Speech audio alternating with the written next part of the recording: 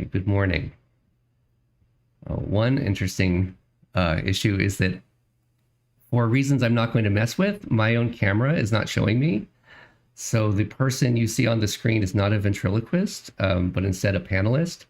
But the person you're hearing is going to just give a brief introduction to the workshop that we have scheduled for this morning, and then we'll get started with the talks. So I want to say thank you very much for joining this interdisciplinary workshop, which has been organized by the Cognitive Science for the Common Good initiative of the Department of Cognitive and Information Sciences at UC Merced. So our goal today is to explore psychological and societal factors that contribute to both genocide and resistance to genocide. The ongoing attacks on Gaza have elevated public concern about genocide. Over the last 7 months, the world has witnessed atrocities committed against Israeli civilians that were followed by exponentially greater mass atrocities inflicted on the Palestinian people. At the same time, we have also seen a groundswell of active opposition to genocide, as evidenced by protests on university campuses and in the streets. While the Gaza conflict is highly salient and important, in this workshop, we will be considering genocide as a general phenomenon and drawing on a number of different cases.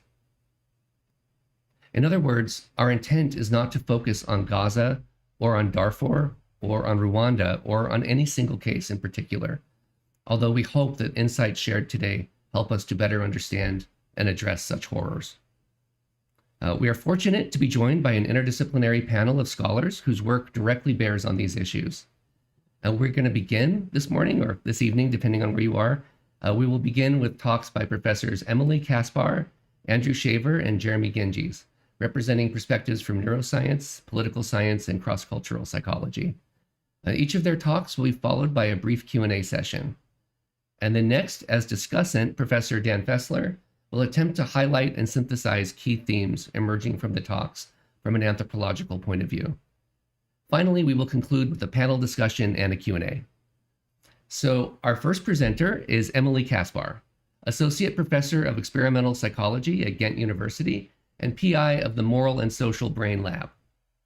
Professor Caspar's research focuses on the social neuroscience of obedience to authority in committing immoral acts of harm, and on the role of group affiliation in moderating feelings of empathy. She has conducted research with prison inmates, members of the military, and both perpetrators and survivors of the genocides in Rwanda and Cambodia. This work is truly extraordinary, as such examples are rarely ever approached by neuroscientists. So please join me in welcoming Professor Caspar, whose talk is titled From Qualitative Interviews with Genocide Perpetrators to the Neuroscience of Obedience.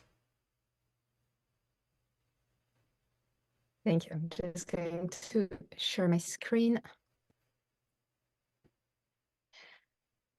Okay, can you see it correctly? Yes, looks great. Okay, perfect. Thank you very much for this invitation. I'm very, very grateful to have been invited to such events because, as you mentioned, neuroscience is barely present in this field. And for me, that truly emphasizes this multidisciplinary and very necessary approach.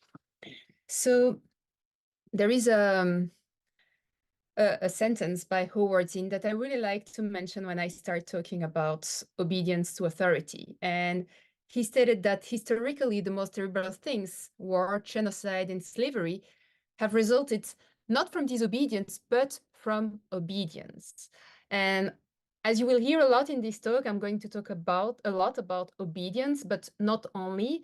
And actually, also as a representative of some field in psychology, I could mention many, many different factors that can lead to such atrocities. But of course, with a limited number of time, I'm more going to focus on such aspects. So if you come from the Western world, when you hear the sentence, I just follow orders, you may consider the Nuremberg trials, where senior Navy officers claimed or used the defense that they just obeyed the orders, and so they were not responsible for what happened. And of course, in the case of the Nuremberg trials, that was a trial, so they had to find something to avoid prosecution. But what is interesting is that if you compare this argument with other genocides that happen at different moments of history, you can find actually the same kinds of reasons. So I did interview former genocide perpetrators directly in the field in Rwanda and in Cambodia. And as you can see here, when I asked them, but why did you participate in those genocides? The main responses that emerges is because they obeyed orders. You can see that in Rwanda, it's about 70%.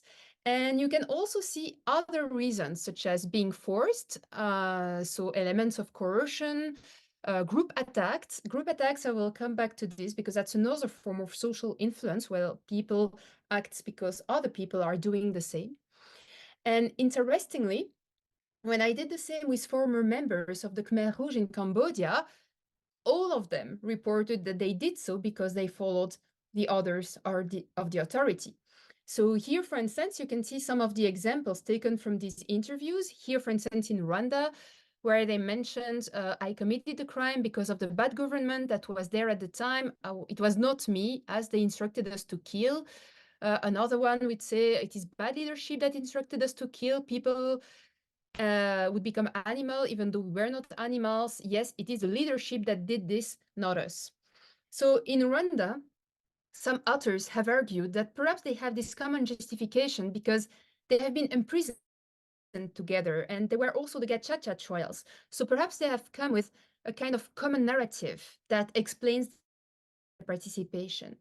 But if you look at the history of the Khmer Rouge, especially after the genocide, actually in Cambodia, almost no one have been prosecuted for the crimes and for the decimation of about a quarter of the Cambodian population. They have not been imprisoned together, but yet they in majority mention the same reasons. For instance, here we had interviewed more than 50 former Khmer Rouge, and they would say we followed all their orders. If we did not follow them, they said that we did not obey the organization and we could be killed. So from the interviews, it seems that elements of coercions were more frequently reported actually in Cambodia than in Rwanda. But still, here comes an interesting question. Why there are so many human beings on different continents, in different eras, that use the same justification to explain the atrocities that they commit? And actually, when it comes to the argument of obedience to authority, this is part of what we call different forms of social influence. So in the literature in psychology, you can have different forms of social influence. It can be obedience to authority, when you follow the orders of someone who is an authoritative figure. You can have compliance, where actually it's roughly similar to authority, but it's not necessarily an authority figure. It's more someone that you accept to follow. Or you have conformity. Conformity is more adapting to the group, even if it's just your peers and not an authority figure. And actually, this is very interesting and very important to understand how a genocide can occur, how there are so many people that accept to engage in such process. Because, for instance, what is very striking in Rwanda or in Cambodia is that many of them were not military personnel. They were civilians who, because of years of propaganda, dehumanization, and many other elements, accepted suddenly to become perpetrators and start killing other people, including their neighbors and family. And some authors have even argued that actually many of the perpetrators in Rwanda, they did not really participate because they hated the Tutsis. They did it because of social dynamics, under the form of obedience to authority or conformity to the group. So what I'm going to do now is to retrace some of the main experiments that have been done in psychology and neuroscience to explain to you how actually these forms of social influence have a deep impact on human behavior. So I'm just going to start with authority, and perhaps you have heard about those studies, but they are perhaps the most famous or infamous experiments in psychology ever conducted. And they are the studies of Stanley Milgram. So they were conducted mostly in the 70s. And in these studies, actually, you had a participant who was invited to asked to another participant to recall a list of pairs of words. And the point of the task is that each time that person committed a mistake, like by associating the wrong word in the pairs, the real participant was supposed to send a punishment, and that punishment was an electric shock.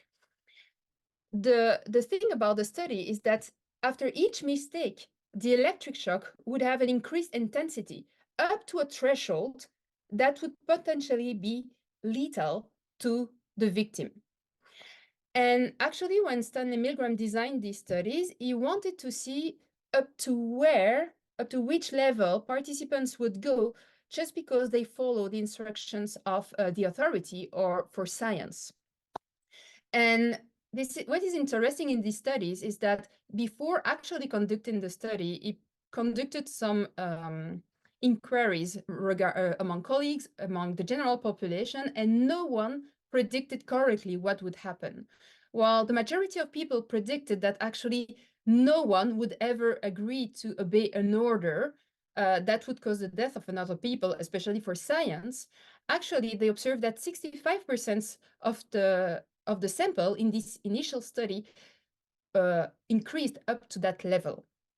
So of course, the whole scenario was fake, so no one was actually being killed in that study, but participants, there was a cover story, and they were thought to believe that it was truly the case. And actually, no one stopped before 300 volts, which is already supposedly very, very painful, and they could hear an actor screaming and asking for help in the other room. So those studies were, of course, very revolutionary in a way, but also had a lot of issues regarding ethical concerns and interpretations. So in addition, and that's specific for neuroscience, but these kinds of method is not very adapted to measurements that we use to understand the brain.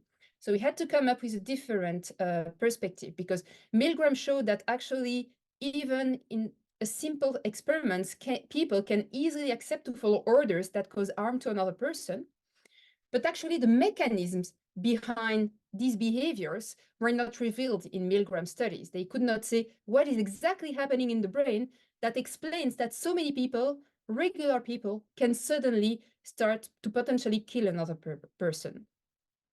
So for the neuroscience part, we came up with a slightly different experiments where we also had two real participants. And one was assigned to be an agent and the other one was assigned to be a victim. And actually agents, they had to face two choices. They had two buttons. One was associated with a painful shock and the other button was associated with non-painful shock. And actually, we implemented a moral aspect in the decision in the sense that if agents pressed the shock button, they delivered a relatively painful electric shock to the victim, a real one, but they earned in exchange 5 cents, so a small monetary reward.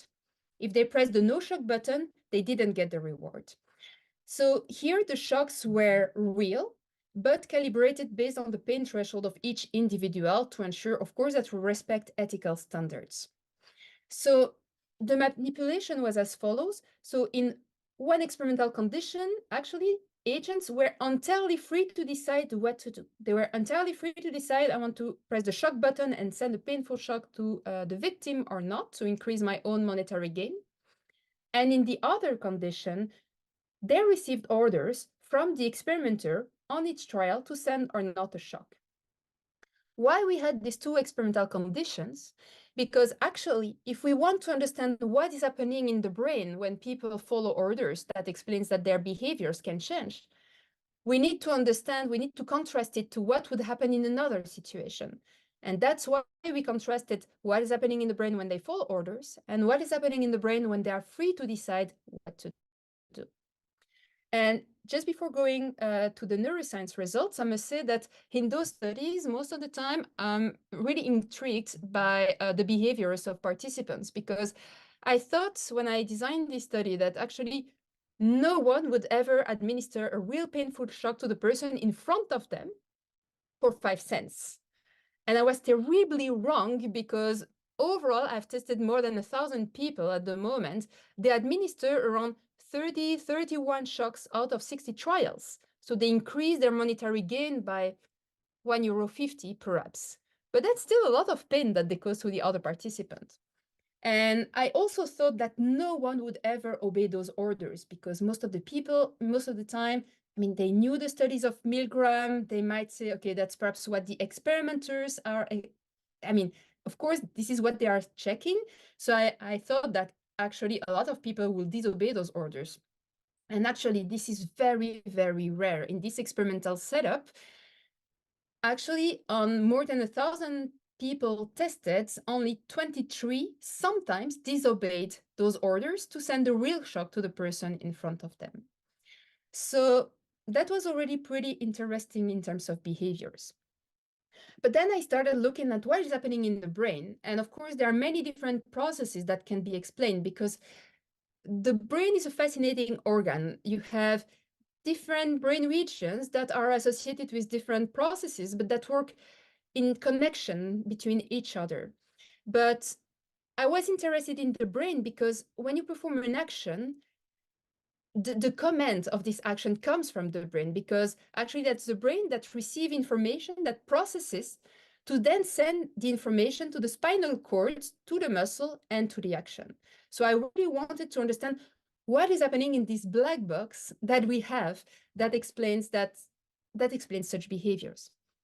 And something already interesting that you observe in the first study is that actually, even though people, they do exactly the same things between free choice and the one in which they receive orders, the brain somehow down-regulates the information that it uses to process information. Most of the time, the brain works in a way to minimize the efforts and the cognitive load that it requires. And that was already interesting to see that when people follow orders, there is an attenuation of the processing of the outcome of their action compared to when they're acting freely. And we also observed that even though participants are the author of their own actions, so meaning that when they push buttons, of course, they are the ones doing it. No one is taking their finger to make the movement. So this is what we call in neuroscience the sense of agency. That's the feeling that you are the author of your own actions. And actually, we observe that even though when people obey orders, they are the author of their own action, they have this feeling that actually they are less author than compared to a condition in which they are free. So it seems that the brain doesn't process the information regarding who is the author of the action similarly when people follow orders and when people act freely. In another set of studies, we actually tested directly military participants because, of course, in neuroscience, most of the time we focus on classic convenience samples that are universe students, but they have a limited experience of what it is like to follow orders that can have disastrous consequences. So we did a similar paradigm, but we recruited military participants, and we recruited those participants belonging to different rankings in the military, from junior cadets to privates, but also to officers. So because they differ regarding the degree of responsibility associated with their actions. And what was interesting in that study, we also checked for their feeling of agency, so their feeling of being the author of their own actions.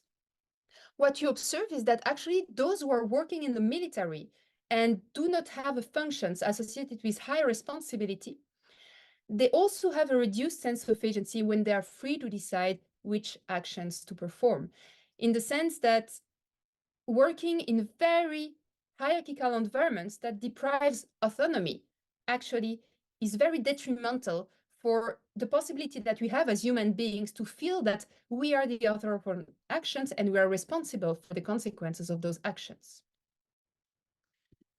We also did other studies with MRI scanners in order to have a more deeper understanding of explicitly which brain regions and processes were impacted when people follow orders. And in that study, what we did is that we specifically focus on what we call empathy for pain. So empathy, we may all have our own definition, and even inside the discipline, many people come with come with many different definitions. But from a neuroscientific perspective, empathy is the fact that, so when you feel pain, it activates different brain regions associated with the different component of that pain. You have the physical perception of the pain, but you also have this emotional component that is what is like to receive pain. So, and actually, when you put people in an MRI scanner and you make them see videos, for instance, or pictures of other people receiving pain, it will activate similar brain regions, not the one associated with the physical perception, so they don't physically perceive the pain, but the brain regions associated with more this emotional component of what it is like to be in pain are activated. This is what you call vicarious activation. So in neuroscience, this is how we define empathy. The fact that our brain automatically triggers an empathic reaction to the pain of the person receiving pain. So we are able to understand their pain. And this is a process that is actually deeply biologically ingrained, because this has been observed also in other non-human animals, for instance, in apes or in rodents. So this is something very deep that we have inside us. But when we look at the brain,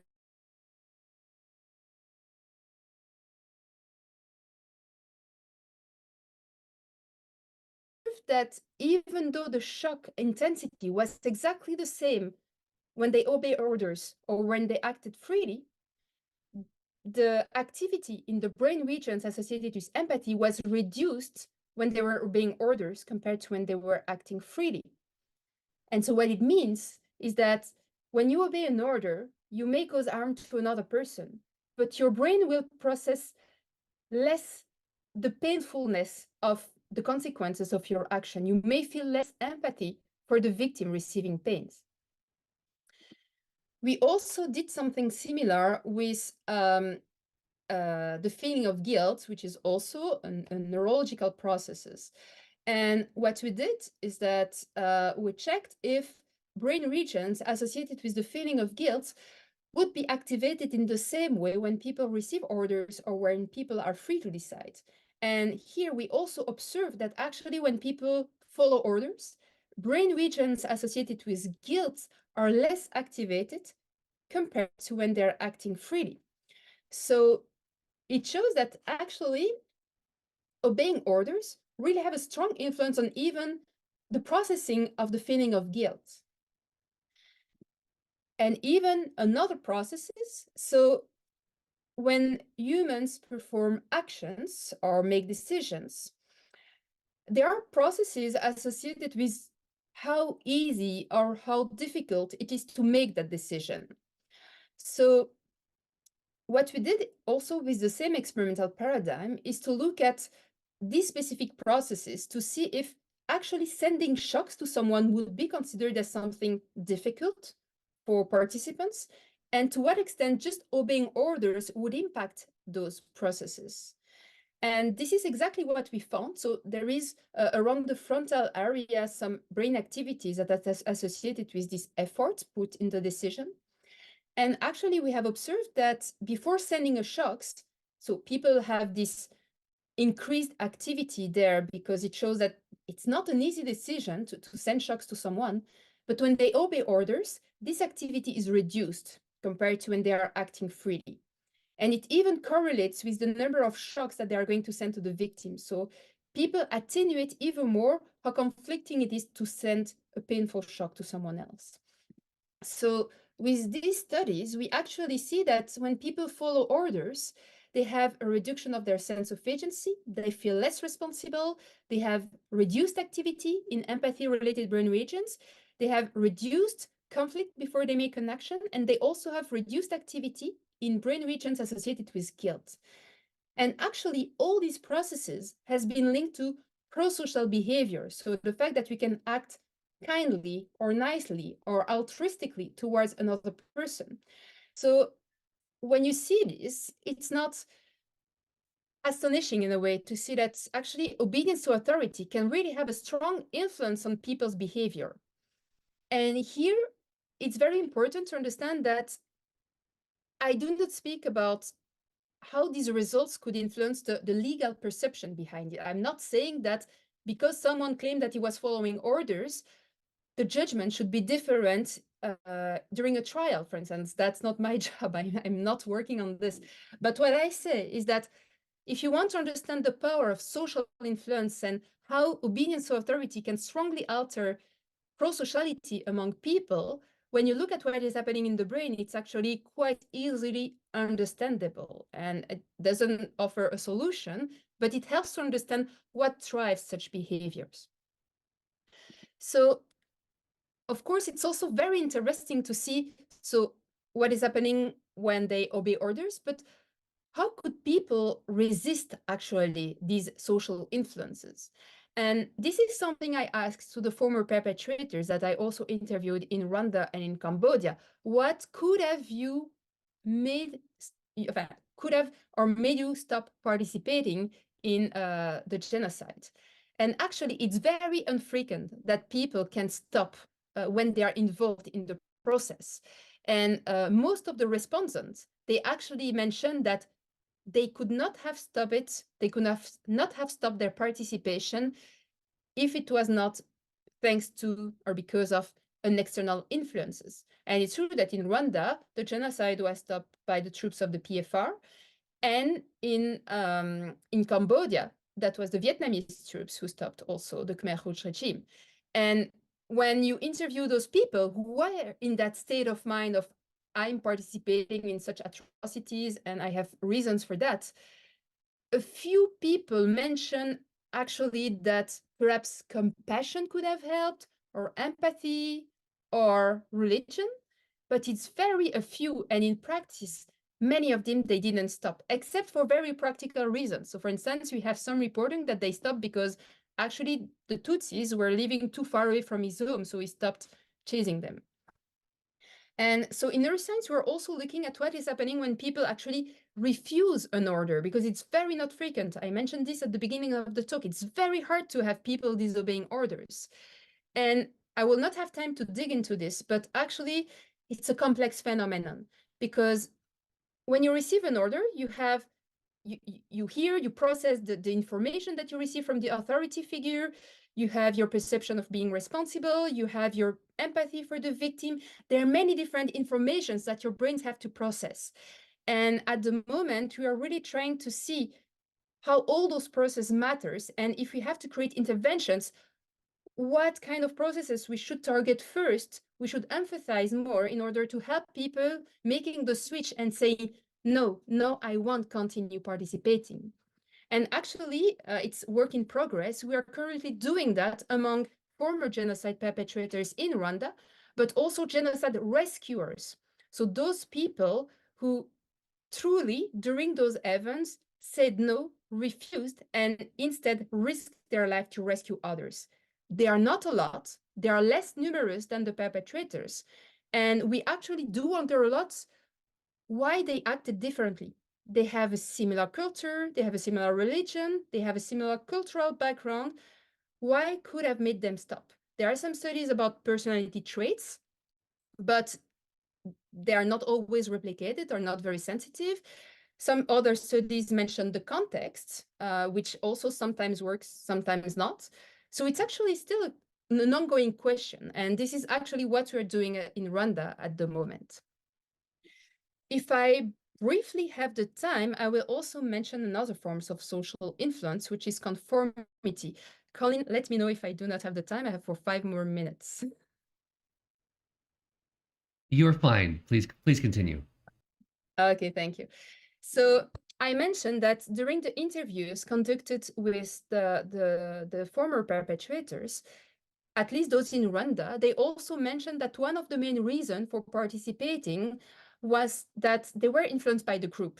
In Rwanda, that is what they call igitero, or igitero for the plural or singularis forms. And actually, that is the fact that in Rwanda, during the genocide, many were killing in groups. They created small groups of people and they were killing together or chasing people together. And actually, this is another forms of social influence. In social psychology, it's quite old studies, but you have the studies of Solomon Asch, who showed that actually So in his experimental setup, you had different people in a room, and they had to judge if one line was of the same length of which lines among three. And actually, what he did is that sometimes he had a participant alone, and sometimes that participant was put with other people in the room who were actually confederates of the experimenter.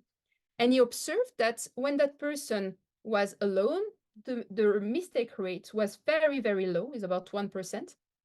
But as long as other people were in the room giving on purpose a wrong answer, actually, people started changing their answers to fit with the group, even though they knew that the answer was incorrect. And there are also a few studies in neuroscience that have tried to see what is happening in the brain of people when they follow the opinion of a group or of a peer in order to understand why they change their behavior just because of the group influence. And so, for instance, this is a study that used electroencephalography. So the manipulation was pretty simple. So people had to play a game where they had to stop a marble ball to crash. And when the marble ball crashed, it resulted in an error. And what is interesting in this is that actually, when you commit a mistake, when you have an error, your brain has a specific signal that shows that you process that error. That's what you see on the plot below. And so what they did in this manipulation is that participants either performed the task alone or with the presence of another person also playing with them. And what they observed is that just because that other person was present, suddenly participants felt less responsible when the ball actually crashed, but also their brain didn't process the error in the same way. They perceive it as something like if it was not or less an error just because they were with someone else, while it's exactly the same outcome. So it shows that it's not only something that people say, oh, there is another one, I'm not responsible. It's also something that the brain processes. And in a recent study, we did something similar, but with more ecological behaviors, because with a marble crash, of course, it's not very ecological, but that's frequently a problem in neuroscience because we need to have something very strict to have nice brain recordings, while it's not always, it doesn't always replicate a real life behavior. So we did something similar where we actually had participants. One participant was giving was selecting between sending a real shock to someone else or not. And then we had a second participant who could decide to follow or not that action. It was not an order, it was just a peer experiment where they just could make their own decision. And then you had the person receiving or not the shocks. At the behavioral level, we observed that actually people tend to conform in that experimental setup, and they even conform more when it's an antisocial behavior to shock another person. So here what you can see on the graph is that when the first person pressed the shock button, it's more likely that the other person will also press the shock button compared to the prosocial action, which is not to send a shock. And it's more frequent than no shock trials, where it's more prosocial towards the victim. So it really shows that actually people tend to conform, and even more for antisocial actions. So we also have a lot of brain data, but I won't have a lot of time to mention them. But I think that it's very interesting to combine here the two perspectives, because on the one hand, you have what people say, what former perpetrators say. Like, it's very interesting to understand their stories, their state of mind, to understand better why they participated. But of course, it can come with a lot of biases, such as they want to build a positive image of their self, or they may try to reduce their responsibility.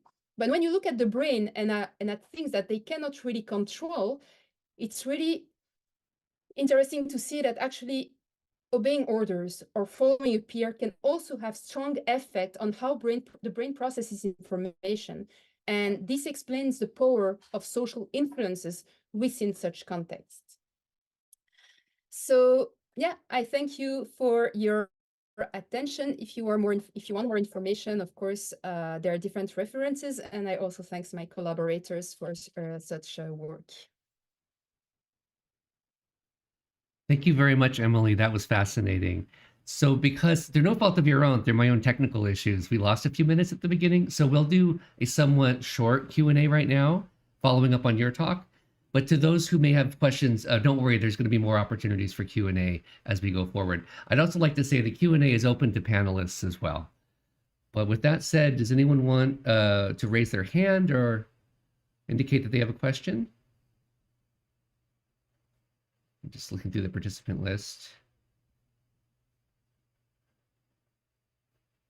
Okay, Dave, please go ahead. A number of the interview questions that you showed responses to excused behavior in terms of a threat to them, that they would be killed if they didn't cooperate. Do you know of studies that have looked at situations where the agent actually can be punished rather than just be given some sort of reward? Mm-hmm. Yeah, that's a good question. Not that I'm directly aware of, and the problem is probably also related to ethics, because of course we have to follow very strict ethical protocols, and the use of threats or coercion, although very interesting in this context, is likely to be accepted by ethics committee. So this is something at the moment at the experimental level I can barely solve. Thank you. Okay, Andrew. Well, I'll ask, yeah, my question's a little unfair after following that question in your response, Professor Caspar, but, this is an interdisciplinary kind of group here. And one thing I'm struck by is thinking about how your work would connect to some of the sort of lab in the field type work that people like Guy Grossman at UPenn, who's a political scientist, have done. I was just curious, again, knowing that there are like extremely delicate sort of balancing acts here in terms of the ethics and IRB approvals and so forth. If you have explored looking into kind of lab in the field type experimental work, perhaps again with like collaborators outside of your discipline. Yeah, so most of the time when I travel to Rwanda or Cambodia, there is this part with the interviews, but I also conduct EEG studies because I also want to understand. I really want this interdisciplinary method to understand better what is happening. And so most of the time to find local collaborators, it's in neuroscience, that's not easy because that's not a discipline that is present in many countries, actually, mostly in the Western world or is in Asia. But most of the time I collaborate with either psychologists, when there are some, or sociologists. And for the interview, that helps a lot. And that certainly helped because, of course, before going to those countries, I study a lot the history, the sensitivities, the cultural differences, and so on.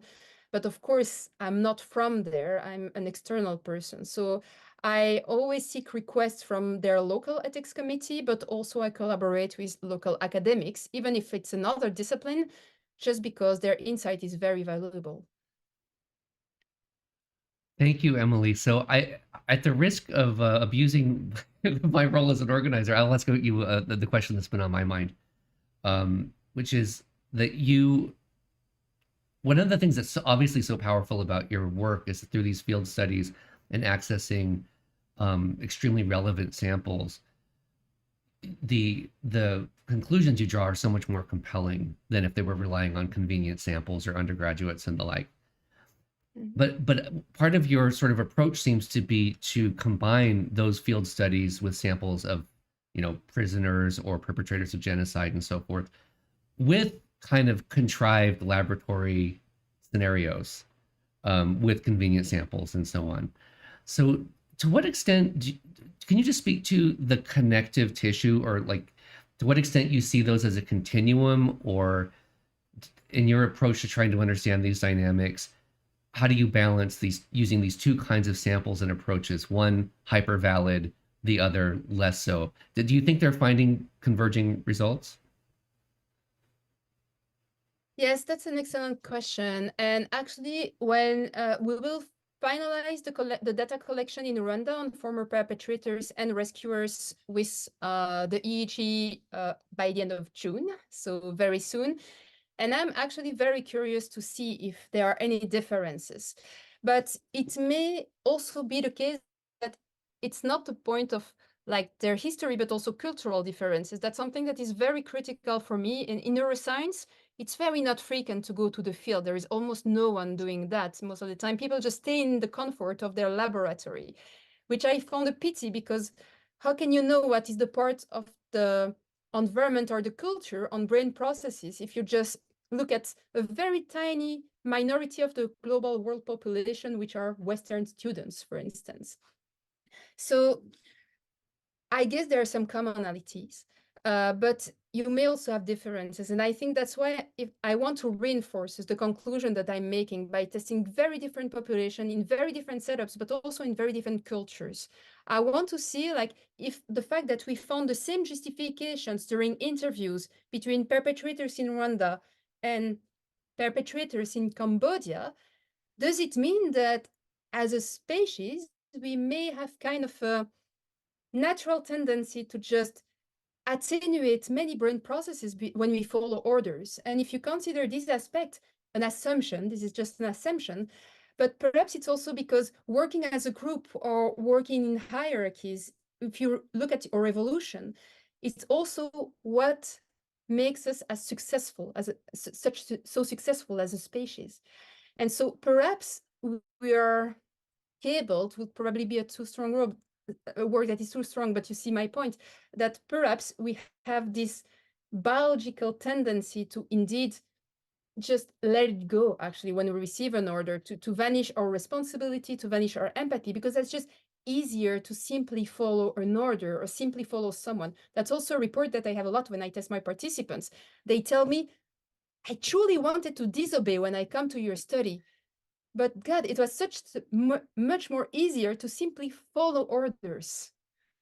So yeah, this is something I'm still figuring out, like to what extent it is universal, what would be the cause of this, and what actually can we do to overcome this and help people to make the switch between, no, I'm not just going to passively follow orders, I'm going to change what is expected from me. Well, thank you very much for that reply, and it's very on point for our workshop today. It's obviously one of the more ambitious things we'd hope to pull out of our discussions is some ideas about how to do just that. So let's hear Dan's question, and then we'll go right on to the next presentation. Go ahead. Yeah, Dan. thanks, Emilie. Really fascinating, and I look forward to our discussion. I'll be brief. It's just a simple methodological point following up on this question of ecological validity, which is, could you tell us a little bit more about the participants in your controlled experiments in Ghent? So in particular, your military participants, are those conscripted or are they volunteers? And your student participants, what's the level of cultural homogeneity or heterogeneity? Are they conscripted in the sense of, you know, they voluntarily choose to participate in these experiments, or they're required to do so for a course and so on?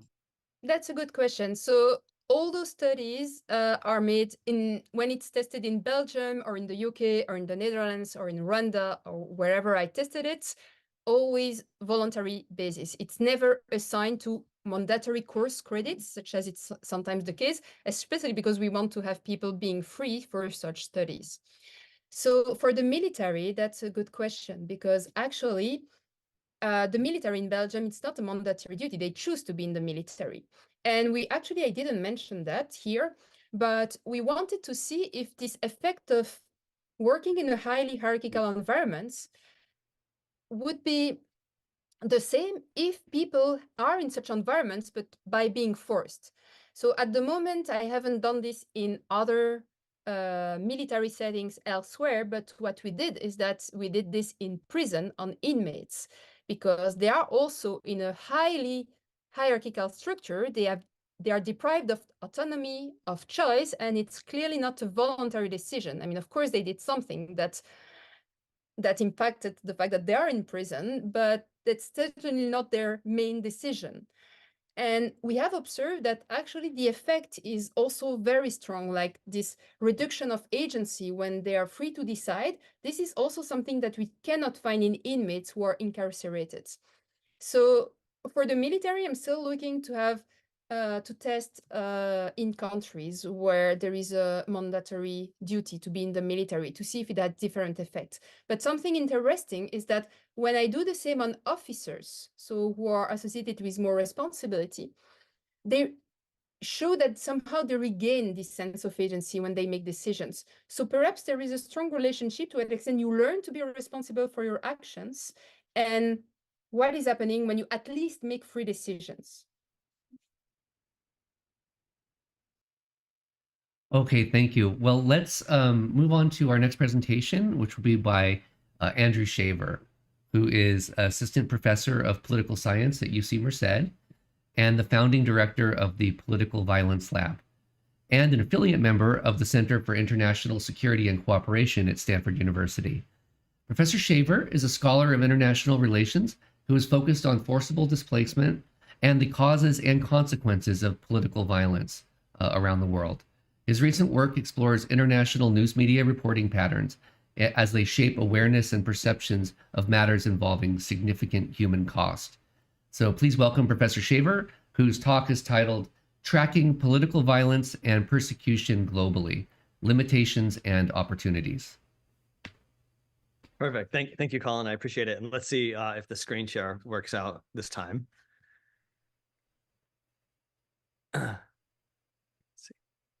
View full screen here. Great. Is everyone getting the full screen?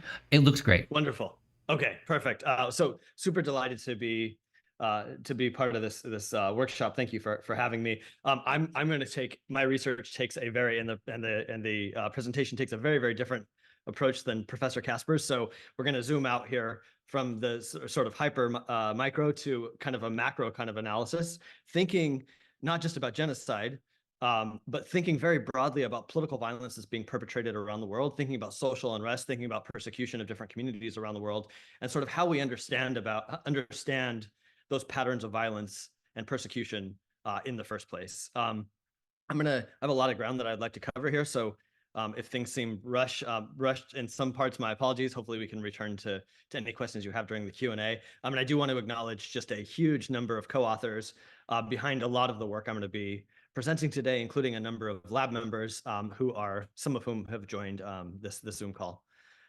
So the sort of starting point for this presentation is the observation that when it comes to tracking political violence, social unrest, human rights abuses around the world, much of what we kind of broadly defined as the academic community, as the policymaking community, comes from very large data sets compiled largely from news reports. These might be national news reports, they might be international news reports. And here I give just one example, the Armed Conflict Location Event dataset, which draws not exclusively, but heavily upon news reports to track different incidents of, again, political violence, social unrest. And here you can see East Africa and Yemen plotted and sort of what the distribution of different types of activities look like.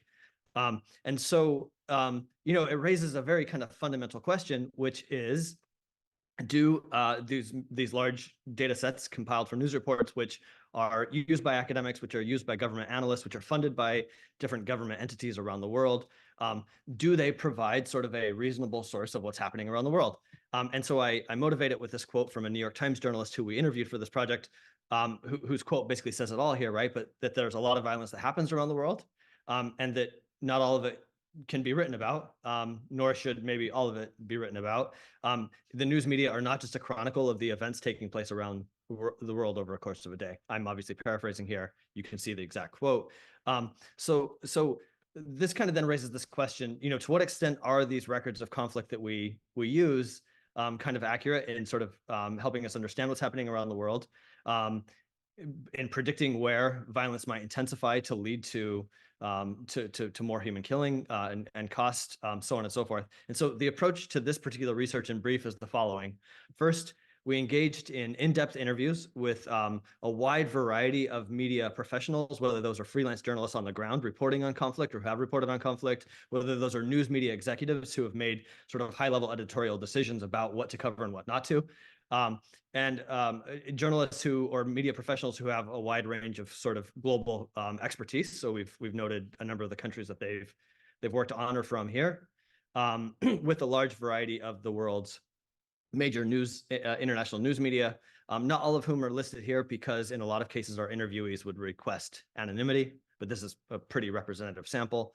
We're going to then go from sort of our expectations from these in-depth interviews to an empirical analysis in which we're going to compare records of conflict and so forth around the world to high quality administrative records that we've obtained over years of engagement with, for example, the US Defense Department, which has released sort of high quality data sets of conflict that it tracked in places like Iraq, Afghanistan, and Syria, amongst others. And then we're basically going to treat those, although we know that they're not perfect data sets, we're going to treat them more or less as a ground truth sort of data set against which to compare the media report based data. And what we're going to do is look at a variety of outcomes, including, violence intensity, the type of weapons perpetrators are using, who's being victimized, who's carrying out the violence, what type of violence is taking place, so on and so forth. And then thirdly, we're going to ask, given the results, which I'll describe in a bit, how much do they matter? It's one thing to sort of identify that there is some systematic missingness in the data, but is the missingness substantial enough to really potentially lead us to incorrect inferences about the world, right? As academics, are we drawing correct conclusions about the world? And the way we're going to do this is we're going to engage in what's called a reverse replication. Everyone on this call, I'm sure, is familiar with replication exercises where you redo existing work. But in this case, what we're going to do is sort of the opposite.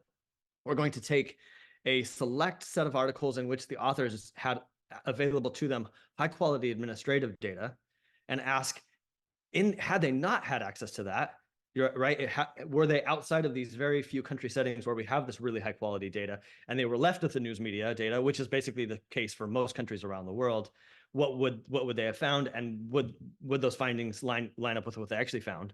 And we're going to do this looking at research published in many of the leading journals, at least in political science and economics.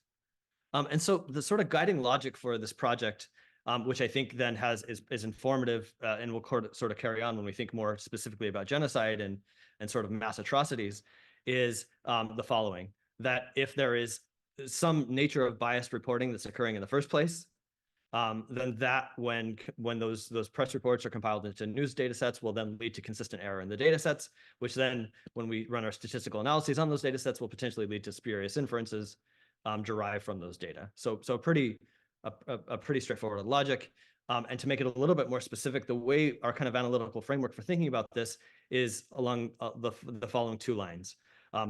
First, an editorial selection process can enter into what receives news and what doesn't. In short, what do reporters or editors choose to cover in the first place, and what do they choose to omit? And then what we call selection on capability, which is a reference to, we know that there's a lot of incidents, and we know this from our interviews, as we'll discuss in a moment. There are a lot of things that happen on the ground that simply can't be covered because journalists struggle to gain access to them in the first place. So we think about these two kind of broad analytical frameworks for why stories get missed in news media reporting. So starting first with sort of editorial bias, I've just given sort of a handful of quotes to sort of motivate this section, but it's pretty obvious. We see this in our interviews, or hear this in our interviews time and time again, that a wide variety of factors will lead to undercoverage of particular types of events or sort of incidents.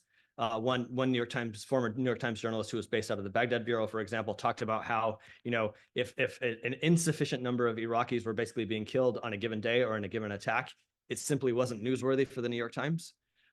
Whereas in contrast, if a single U.S. soldier were killed, it would be a story.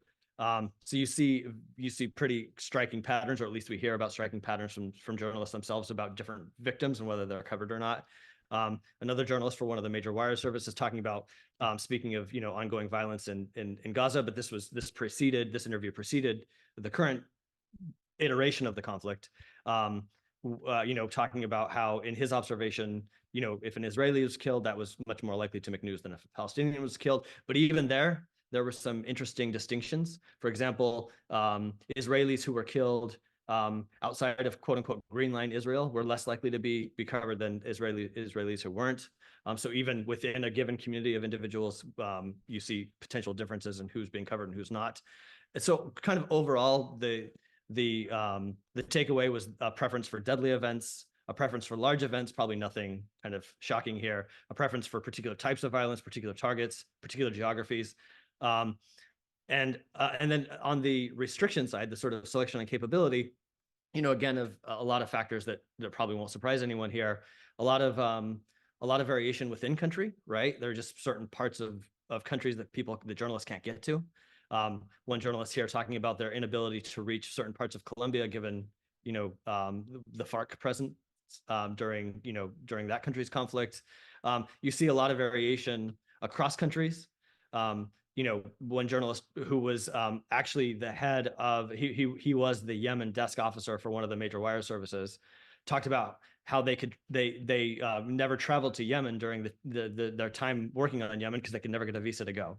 And then they contrasted that with, the thousands of journalists who are in Ukraine and how easy it is to simply go to Poland and then catch a train into the Ukraine to report on the country. So you see a lot of kind of variation both within countries and across countries in terms of what gets covered and what doesn't. And of course, budgetary matters in ways that could be unexpected. So here, another journalist was talking to us about reporting on Sudan, where nothing had changed in Sudan necessarily. In other words, the newsworthiness of Sudan hadn't changed, but this was at the early months of the war in Ukraine. And they talked about how, well, now with all the attention on Ukraine, it was then having significant budgetary effects on their ability to cover events that were happening in Sudan. So there can be different kind of global events that manifest in ways that influence coverage and who we sort of understand to be, victimized and so forth around the world in ways that sometimes aren't as kind of obvious. Okay, so how are we going to actually test specific hypotheses? Again, we're going to use what's called SIGAX data. These are highly detailed records from released by the U.S. Defense Department from the wars in Iraq, Afghanistan, and then the campaign against ISIS in Iraq and Syria, where the U.S. Defense Department tracked upward of 1 million incidents of violence, often attacks by insurgent organizations, so on and so forth. Here's a plot of the data that the U.S. Defense Department has released for Iraq and Syria for the campaign against ISIS, what the DoD refers to as Operation Inherent Resolve, just to give a sense of the granularity of the data, very, very detailed in terms of when events happened, where they happened in space, so on and so forth. And then we also supplement this with data that was released by the Philippines Joint Operations Center, the tracking armed forces engagement with different insurgent groups in the Philippines, as well as data that was released by the South African Police Service on protest and riot activity in those countries. The thing to note about these data is that, to the best of our knowledge, especially with respect to the SIGAX data, these were previously sequestered data that governments had assembled for internal purposes. The SIGAX data, for example, were previously classified data. How do we know that? Because in the release data, you can often see the previous classification marks. And so part of our kind of comfort in assuming that these are a reasonable ground truth, although certainly not a perfect ground truth, is that these were never intended initially for public consumption, right? These were for internal operational kind of purposes. And I can speak more to that if folks are interested. So then basically what we do is we based on these interviews with journalists, think about a variety of likely types of systematic missingness in what gets reported and what doesn't, relating to what type of weapon is used, relating to who's perpetrating the violence or who's being victimized, relating to how close it is to a capital city or sort of a major military installation. Is violence happening on a significant day? Is it an election day, for example, or a sort of an otherwise significant day for the country that might attract news media attention? And then a big one that comes up a lot is fatal versus non-fatal violence. A lot of indications that non-fatal violence is just much less likely to be covered by the news media, but that doesn't mean that it's sort of any less important. People might be maimed or grievously injured in non-fatal attacks, or it might be that different organizations are using them for strategic purposes. So non-deadly violence might actually be a tactic that is used in particular settings by insurgents that's important to know to understand the evolution of conflict and so forth. And so here, just to give you a bit of a sense of just how starkly different the data are, we've plotted the U.S. Defense Department data for Iraq and Syria for Operation Inherent Resolve. in blue, and in red are the news report based data. And so, the first thing that just stands out is just the massive extent of content that's being missed. But then, of course, the question is a lot being missed, but it's missing completely at random, because the statisticians amongst us will know that, if it's missing completely at random, that's sort of a tractable statistical problem. But if it's missing systematically, then that's a much tougher problem. And so, for sake of time, I won't go deeply into the results here. But the short of it is we find significant evidence of systematic missingness. Non-deadly violence is much less likely to be covered than deadly violence. Ironically, we find very strong evidence of a violence intensity bias. So, once violence becomes sort of crosses a certain threshold, as violence kind of escalates and gets to a certain level, the media will then begin to miss lots of what's happening, or they won't report a lot of what's happening. And so you get this sort of irony that in some of the most violent places, they might look much less violent than they are, simply because you're missing so many events at that point.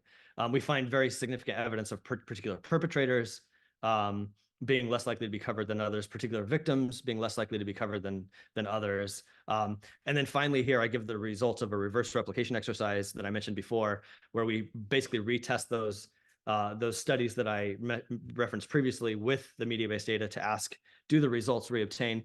And I'm embarrassed I'm forgetting off the top of my head, but I believe the number is about 70% of findings we find cannot be replicated, showing that these are really significant patterns of missingness, and they really kind of influence kind of how we understand or potentially misunderstand the world.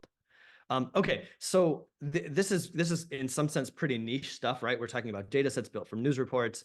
More broadly, do patterns of news media reporting influence how publics understand the world, how foreign policy elite understand the world? And so the next bit of research that I want to speak to here very briefly is work that we did thinking about a broader set of issues, what we call inner reality bias. And so what we've done here is we have taken a variety of issues. I'm going to focus on refugee flows because I think they're most relevant to today's workshop.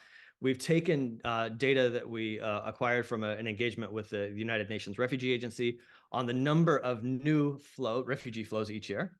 So these are the people that are fleeing, persecution, violence around the world.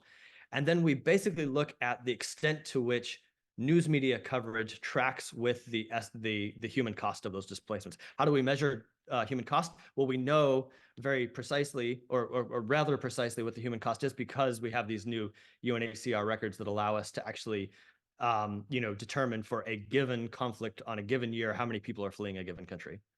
And although the results here kind of look linear, please note that these are on a log scale. And so, movements, for example, along the axis here, where this is the amount of reporting that's happening, basically show that you have many refugee crises where, hundreds of thousands, millions of people are being displaced that receive inordinately different levels of coverage.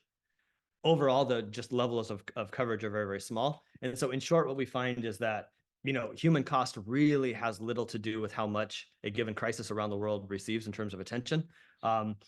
I think we find something like, for a 1 standard deviation increase in number of people displaced, which is about 130,000 people, you will get on average about 1 extra news article per major news outlet. So it's just, it's so small as to almost be, it's basically negligible. Okay, so we know, so we have evidence, right, that lots of types of violence are being missed. We know that lots of crises around the world are being systematically undercovered.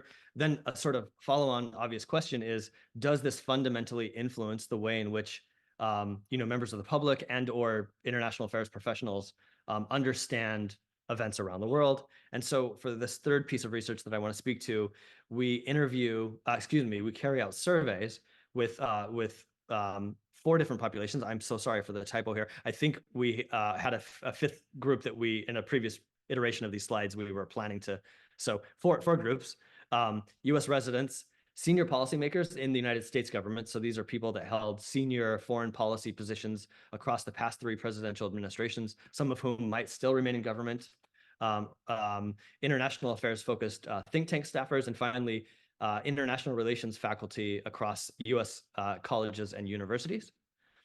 And what we do is we ask a wide variety of questions, but the first thing we want to know is, does the intensity of reporting by the news media on given refugee crises around the world predictably track with how aware of those crises the US public and international relations professionals are in the first place?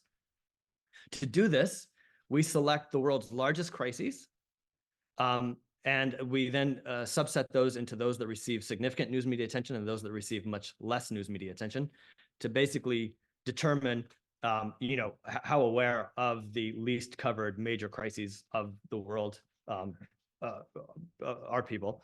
And so here are the results. You can see, no surprise, or potentially no surprise, amongst U.S. residents, low covered major crises in the world are just generally not known. High covered crises are known, about 1 in 4, and about 1 in 4 questions. Amongst international relations professionals, the percentages are obviously expectedly higher, but still you get a pretty significant difference in just general. This is just baseline awareness of these crises in the first place. So pretty striking. The second thing we do, which I, for sake of time, I won't go into too deeply, is we also think about what happens when the news media is reporting on a crisis. So a crisis is getting attention, but the reporting drops off. So just to give one example, because for sake of time here, we'll keep it in the kind of human rights domain. As some of you might remember, at the end of 2019, India imposed a lockdown on the Jammu Kashmir region, as we might expect, right? And we can see that. We can see here that in this blue, it receives a fairly significant amount of news media coverage at the time that it happens, and then the news media coverage drops off.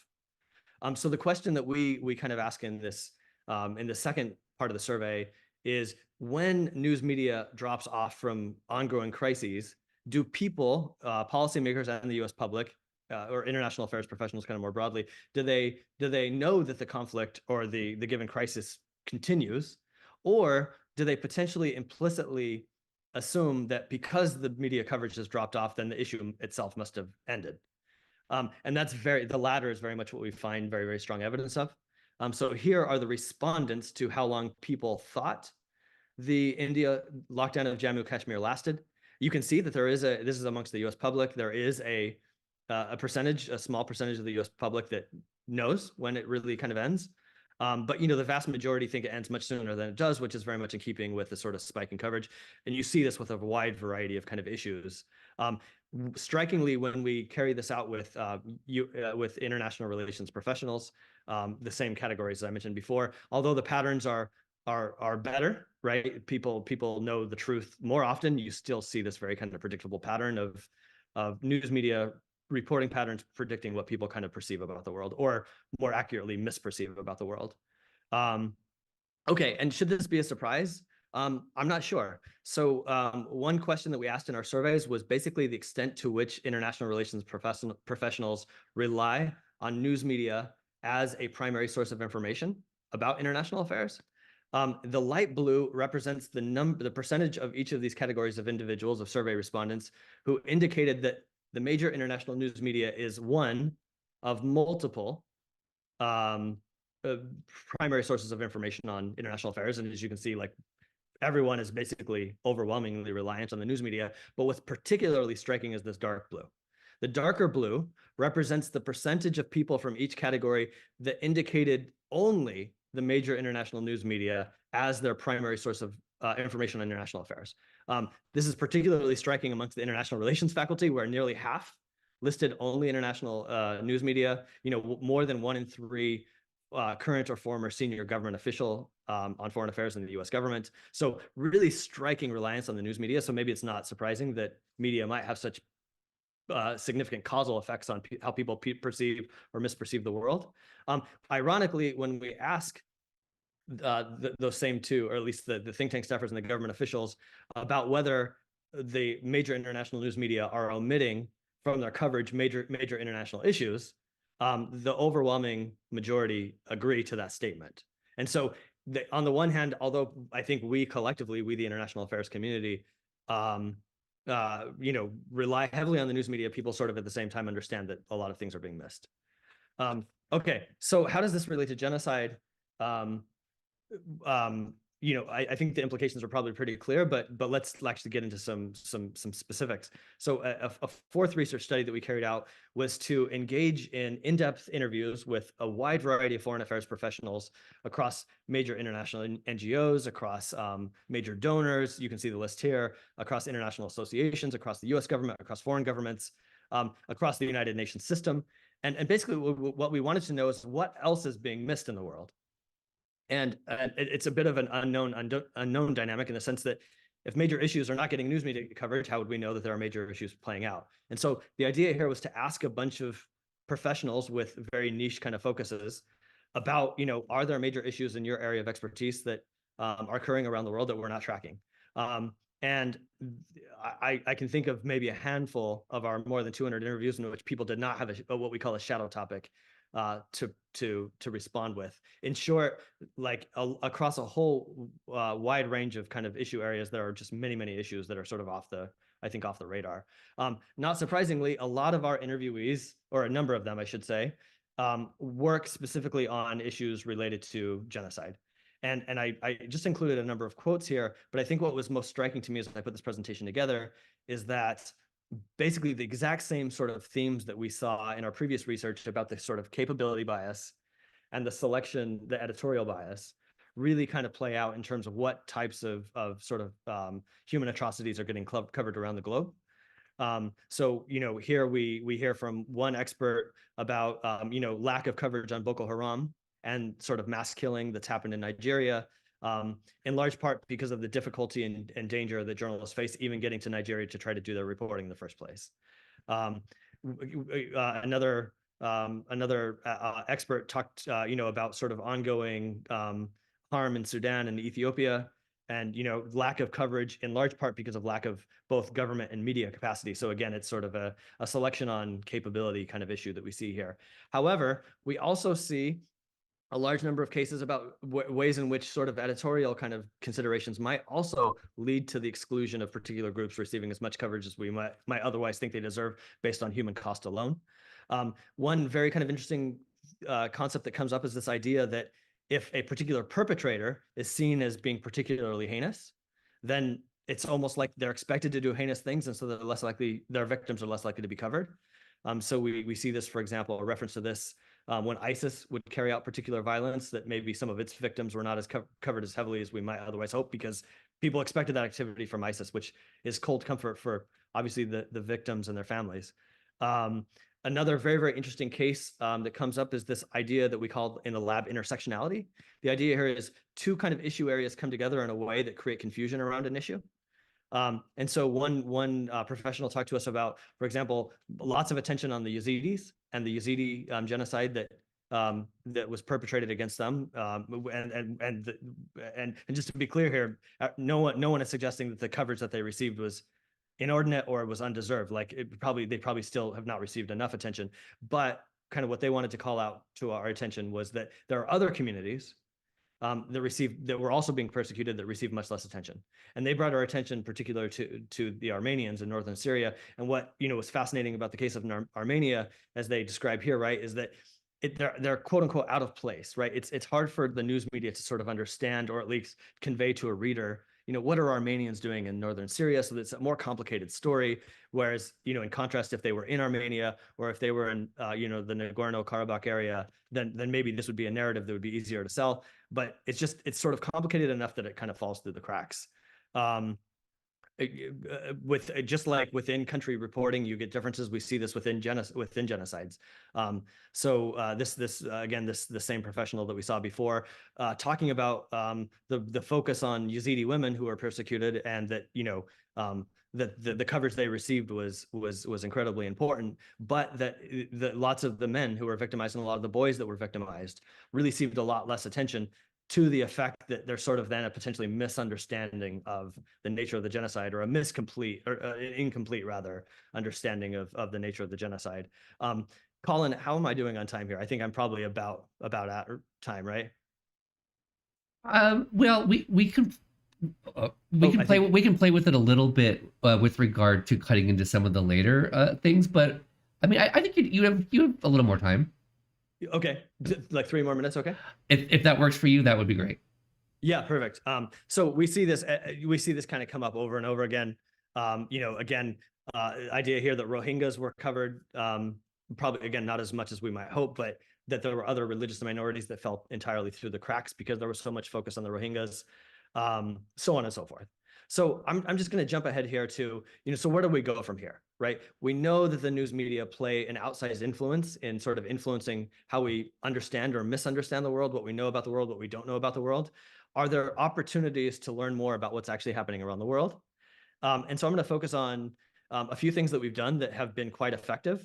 The first is contracting with local journalists. So in our interviews with journalists, especially freelancers, one thing that would come out often is, at least when it comes to editorial decisions, right? There's lots of activity that's happening around the world that journalists know about that just doesn't get reported. And in some sense, it seems like, well, that's kind of a solvable problem, right? Is there a way that we could get access to the journalist's notes, so to speak, right? Even if the Associated Press or you name it doesn't want to publish the story, is there some way we could still access those notes? And so, at some point it occurred to us, well, a lot of these freelancers are used to working as freelancers, meaning under short-term contracts. Could we, the University of California system or UC Merced, instead contract with these individuals? And so that's exactly what we did. We contracted with journalists, as you can see here, across Bangladesh, Kenya, Somalia, Mozambique, a bunch of countries, to basically ask them to report to us everything they were learning about. And the goal of this was, we don't care if you think it's newsworthy, we don't care if you, based on your experience, like whether you think this would be likely to be picked up, just if you learn about it, report it to us. And I'm going to skip ahead to Pakistan, the results from Pakistan, which were just incredibly striking. The blue here indicate the reports that came to us from the journalists. The red are the reports that came to us from news report-based data sets. And so what's especially striking for anyone who knows Pakistan's geography is the Balochistan region. Balochistan is this province of Pakistan that has an ongoing insurgency where, according to our journalist reports, there's just a significant amount of ongoing violence, death, pretty significant insurgency, fueled apparently in part from the US withdrawal and weapons that have left Afghanistan and found their ways into the Balochistan region, that fueling that insurgency. So just a raging insurgency in Balochistan, best we can tell, that's just received almost zero news coverage. And the last thing I want to talk about in like 1 minute here is there some promise to carrying out online anonymous surveys around the world? If you ask people in an anonymous kind of way that doesn't allow their identities to be kind of tracked and revealed to, to state governments and others that might have an interest in those individuals, is there a way to learn about kind of what's happening from people themselves? And so we partnered with an organization by the name of RWE, which does precisely this type of survey work. And I'm gonna skip ahead here, but one of the data sets that they shared with us that I found particularly striking was as the Taliban was seizing power in Afghanistan, as the US was withdrawing, RWE was carrying out surveys in real time of Afghans. Now they have to have access to the internet. That's kind of part of this, but so there are some kind of limitations in terms of, who has internet access and who doesn't. But they were basically asking Afghans in real time, do you feel safe? Specifically, if you're a woman, are you able to travel safely in your area? And more generally, for anyone that answered, is your life currently at risk based on the Taliban?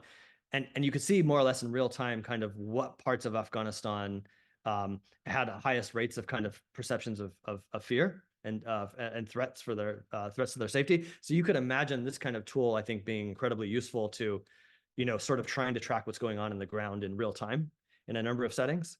And then I'm going to skip ahead to a collaboration that we carried out with RWE recently, where we carried out an anonymous online survey in Pakistan.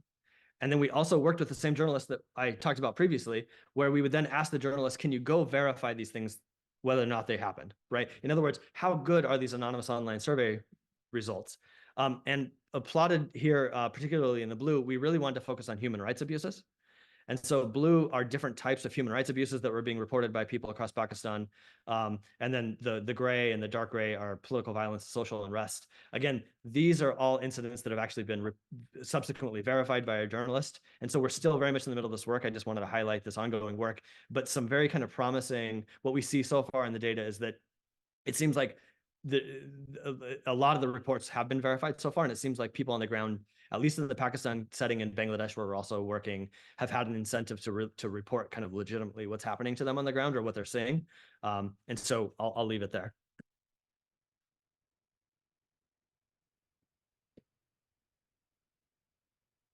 Thank you very much, Andrew. This has been really very edifying, to put it mildly. And so once again, we'll have a Q&A session, maybe just a little bit shorter than we might otherwise due to time. But okay, go ahead, Tony. Yeah, thank you so much, Andrew, for such a wonderful talk.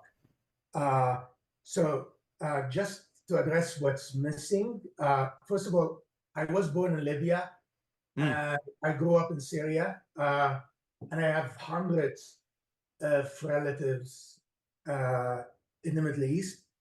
One thing that's missing, in my opinion, I noticed from your figure that you have the atrocity committed between 2016 and 3 years later in Iraq and Syria, but you don't show anything earlier. And yes, there were a lot of atrocities during the Trump administration, but I feel what they do also, they suppress the atrocities that were done under Obama administration. So of course, we know the Timber Sycamore in Syria was started, CIA operation to overthrow the Syrian president was started by Obama, and there were so much atrocities. Obama came into office and said, well, we need to be inclusive against Islamophobia and so forth. But then he bombed 7 Muslim countries in the Middle East and Africa, creating the biggest refugee crisis since World War II. And then Obama, admitted at the end of his presidency that Libya was his biggest mistake. But then if you see in the media, Obama is still cited on how inclusive and how non-Islamophobic person he is compared to Trump or Bush, which were Islamophobe, in my opinion. So I don't think there's enough reporting on, for example, Bush, the atrocity under the Bush administration or Trump administration, but I think there's much more suppressed reporting on the atrocity that were done, for example, under Democratic administration. And thank you. Colin, would you like me to respond? Or Oh yes, no, but please do. Actually, just to piggyback, since you brought me into this, that's Tony. You kind of teed up. I was going to resist asking my question, but you're asking a version of it, which is, so Emilie's talk pointed out, just based on the self-reports of the perpetrators of genocide in Rwanda and Cambodia, for instance, and I think there's many other reasons, though, to agree with them, that external force or external factors are indispensable in stopping these kinds of human rights abuses. And so, Andrew, your talk just showing like sheer lack of awareness that they're occurring is, I mean, you can't do anything. It's prerequisite to know that they are happening. And the fact that this is also true of international affairs and relations professionals and people working in the White House is shocking and very important. So, boy, thank you for sharing this. But what was missing from, and this is where I think what Tony was getting at, is beyond reporting the event, issues of framing, and you touched on editorial decisions at the end, but what would you say to Tony or to the general issue of partisanship in framing? So, for example, Tony brings up differences in reporting, perhaps due to major media preference for one political party or another. Yeah, that's a great. So I have an answer, but I have a response and sort of a partial answer here, but in some ways we'll also not be able to answer this. So one thing that we have done in the lab is carry out kind of an analysis looking at, are there differences amongst outlets in terms of their partisan leaning, in terms of what they report on around the world. It was not done. It was a much broader kind of international kind of study where we're looking at climatic events and natural disasters and just communicable disease outbreaks, so on and so forth. And there we do find that there is a partisan difference. And in fact, I have a plot that I can show at some point if it's worth it. But we do find that there are pretty systematic differences in the international affairs reporting of sort of left-leaning and right-leaning outlets. I don't believe, if I recall correctly, we look specifically at at some of the cases that are like coming up in today's conversation. So that's the partial answer I can give. And then the part that's much trickier for me to answer here is, whether we just don't have any evidence. We haven't studied whether, to Tony's point, for example, particular actions taken by the U.S. government under the Obama administration received different types of coverage or different levels of coverage than those undertaken by the Trump administration, for example. We just haven't studied that. I will say, I think it's important to just say, hopefully this is obvious or goes without saying, but, as academics, our lab is, we think it's important just to study the data as we have it and sort of see what the patterns are. And the only reason, Tony, that we don't have more coverage in the ISIS period that you refer to is we're working with the data that we received from the Defense Department. I forget exactly what the periods of coverage were, but that was, we requested at a certain period and then it got released covering a certain period. And so that's what we've used for the analysis, but certainly nothing beyond that. Great, thank you. So let's just go kind of quickly, but let's see if we can sneak in questions from Helia and Emilie, and then we'll move on. So Helia, go ahead. So much for this talk. I was really interested in what you did regarding giving some incentives to some of these freelance reporters to provide some maybe extra information about what they have seen instead of just reporting the flashy stuff. And I wanted to see if you think there could be a similar incentive structure for these big companies, because I feel like part of the reason they're quite selective, other than making sure that the reporters are safe, they can't really go some very harsh places, could be that they just want flashy news so that people would watch and gain money out of it, so do you think there could be any incentive structures for these big companies, especially because most people are watching like CNN or I don't know, Fox or New York Times and stuff like that? So if more of this the news that doesn't get reported on could be reported on, the general public could get a better view of how the world is. I think that could be wonderful. Yeah, Haley, thank you so much for that feedback and question. It's a complicated question. To your first question about how did we incentivize the journalists? I mean, it was very straightforward. We quite literally just asked them to supply a quote. We kind of described the purpose of the project, that we just wanted to learn sort of everything that they were learning, regardless of whether they would try to submit it to a potential employer.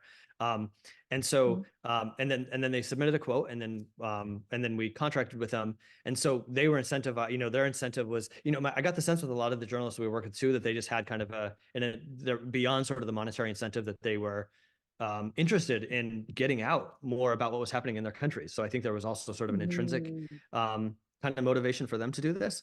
However, I do want to say, I think this is important. This is a bit of a tangent, but an important thing to say nonetheless, which is we did not. It was a flat fee, and I think that was an important part of this, because we definitely did not want to, if there was some arrangement whereby like they were paid for the number of incidents they reported or something, then that would create a potentially perverse incentive to report more that was happening. So we mitigated that by just asking them, whether you supply us one event or 1,000 events or whatever, like it's going to be a fixed fee. How that relates to the broader news media, I think that's a huge like that's the $1,000 question, right? Although I will just make a comment very quickly. I think this is also an important but also kind of surprisingly complicated question as well. One thing that I didn't talk about in this talk, because it was sort of beyond the parameters of the scope, was a series of interviews that we've been carrying out with editors or editorial kind of professionals, former foreign bureau chiefs and so forth, with major news outlets around the world, to really understand from them, what are the editorial kind of considerations that drive your coverage? Is it clicks, right? Is it page views? Is it revenue? And I think there is kind of this assumption that it's money driving everything. And I've been pleasantly surprised at the extent to which the answers often don't go in that direction. Now, it really depends on the outlet.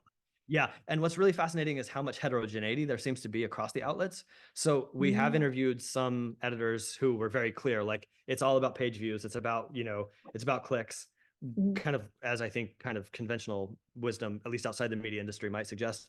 But then others talked about like, a lot of these people are anonymous, so I can't name the organization, but just think, some of the world's largest outlets. Some of them would talk about how they, like one editor or one editorial professional in particular, I found this super surprising, said something effective like, we don't even have the technology to do this, like follow the clicks, which I found like really surprising. And then the question was like, what drives your reporting? And he basically described that they care a lot about sort of what foreign policy professionals are reading, and they do their best through a sort of qualitatively informed process to be part of the dialogues happening in different capitals around the world to understand, are the Antony Blinkens of the world like reading their stuff, and so there, I think there's much more of a kind of focus on what they think is important. So there's certainly newsroom values and sort of personal values that come in. The last thing I'll remark on here, which I found absolutely fascinating, was the extent to which, a lot of times it seems like the teams of editors are not actually that large. And so what that means is individuals' personalities and or just expertise can matter in ways that we might not pick up on. So for example, we talked to one editor from an outlet who talked about like a lack, if I recall correctly, I'm pretty sure she was talking about West Africa, but made a comment about lack of coverage on West Africa by this particular outlet, again, a major one, because they simply didn't have a West Africa person at this point. And so it's kind of wild. Or we had another journalist who talked to us about whenever they would write stories, not whenever, but often when they would write stories on human rights issues, particularly in Latin America or South America, they would go to a particular outlet, which I won't name, but another major one.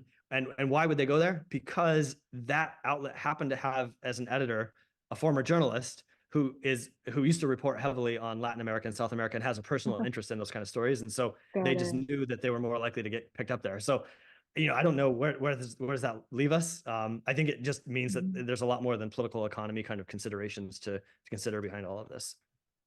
Of course, thank you. Okay, great. And let's try to sneak in this one more question from Emilie relatively quickly, if you guys could pull it off. Thank you. Yeah, thank you. That was very interesting. I just had more broad or naive question, but regarding the information that you receive, because nowadays I see that there is a huge concern regarding the rise of AI, deepfakes, and the veracity of the information that you can receive. And also, like governments, they have possibilities to hack, to control media, so I was just wondering, like, in your fields or in your data, or is it something that is of concern for you, or how do you manage this? Yeah, that has not. I'm sorry, I'm not going to have a great answer, which maybe is what Colin wants to move on here. We have not encountered. Yeah, we nothing's come up so far, Emilie, where misreporting AI has like had any problems. I think this is something, those anonymous online surveys could potentially be. I think there's a conversation around that. Like, if these anonymous online survey efforts become widespread enough, would government actors potentially have incentives to try to manipulate the data going into these? And that's but that's beyond my kind of technological awareness in terms of how they actually carry these out. So sorry for that, like that sort of unhelpful response, but.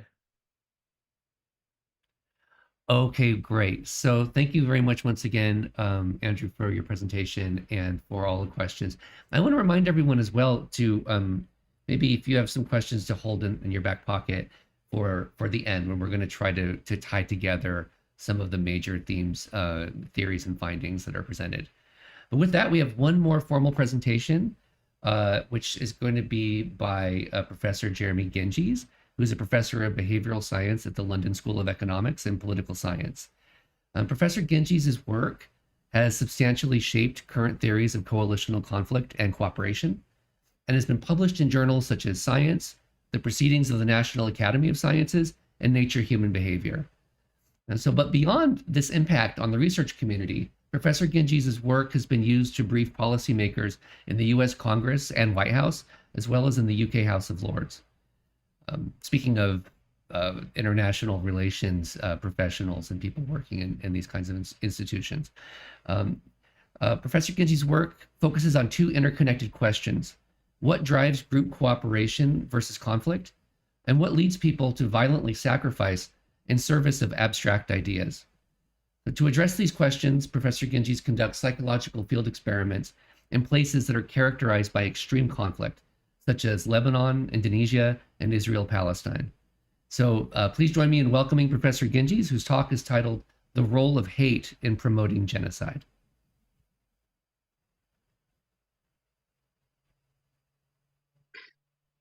Thank you. I'll just try and start my presentation.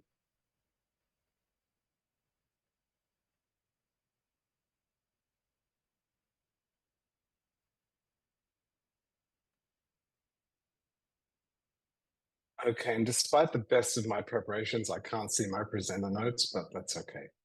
We'll work with that. These things always happen, right? To me, anyway, yeah. Yeah.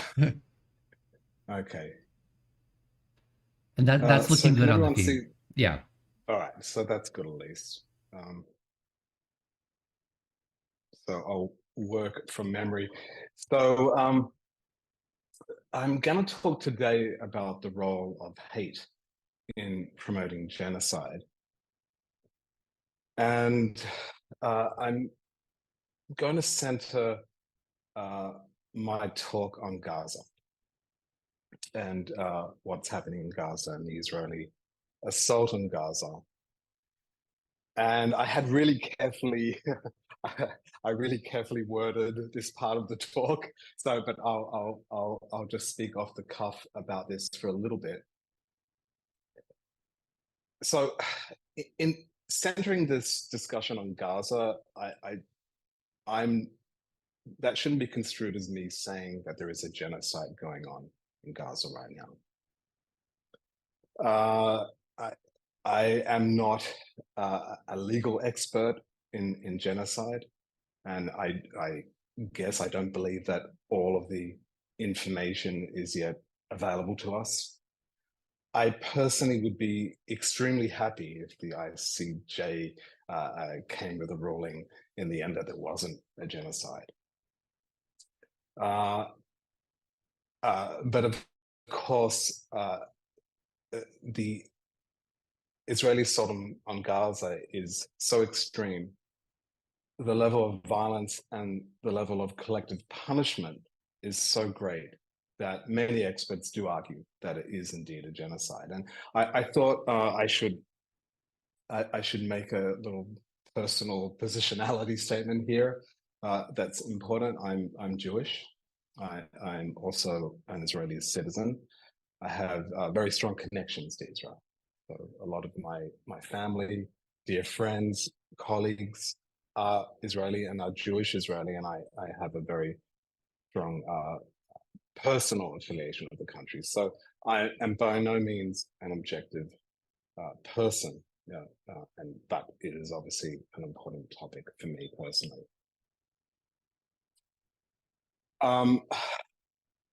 So despite the fact that I'm not here claiming that it is a genocide, I think it's really important to think about the scope of violence in Gaza.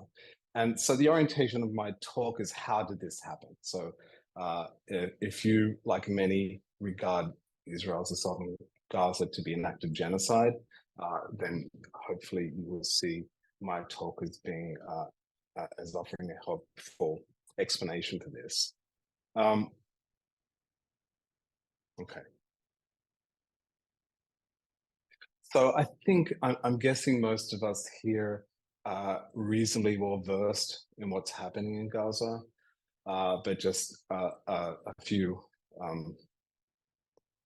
pieces of information. At least 35,000 people, Palestinians, have been killed by Israeli attacks. It's probably closer to around about 50,000.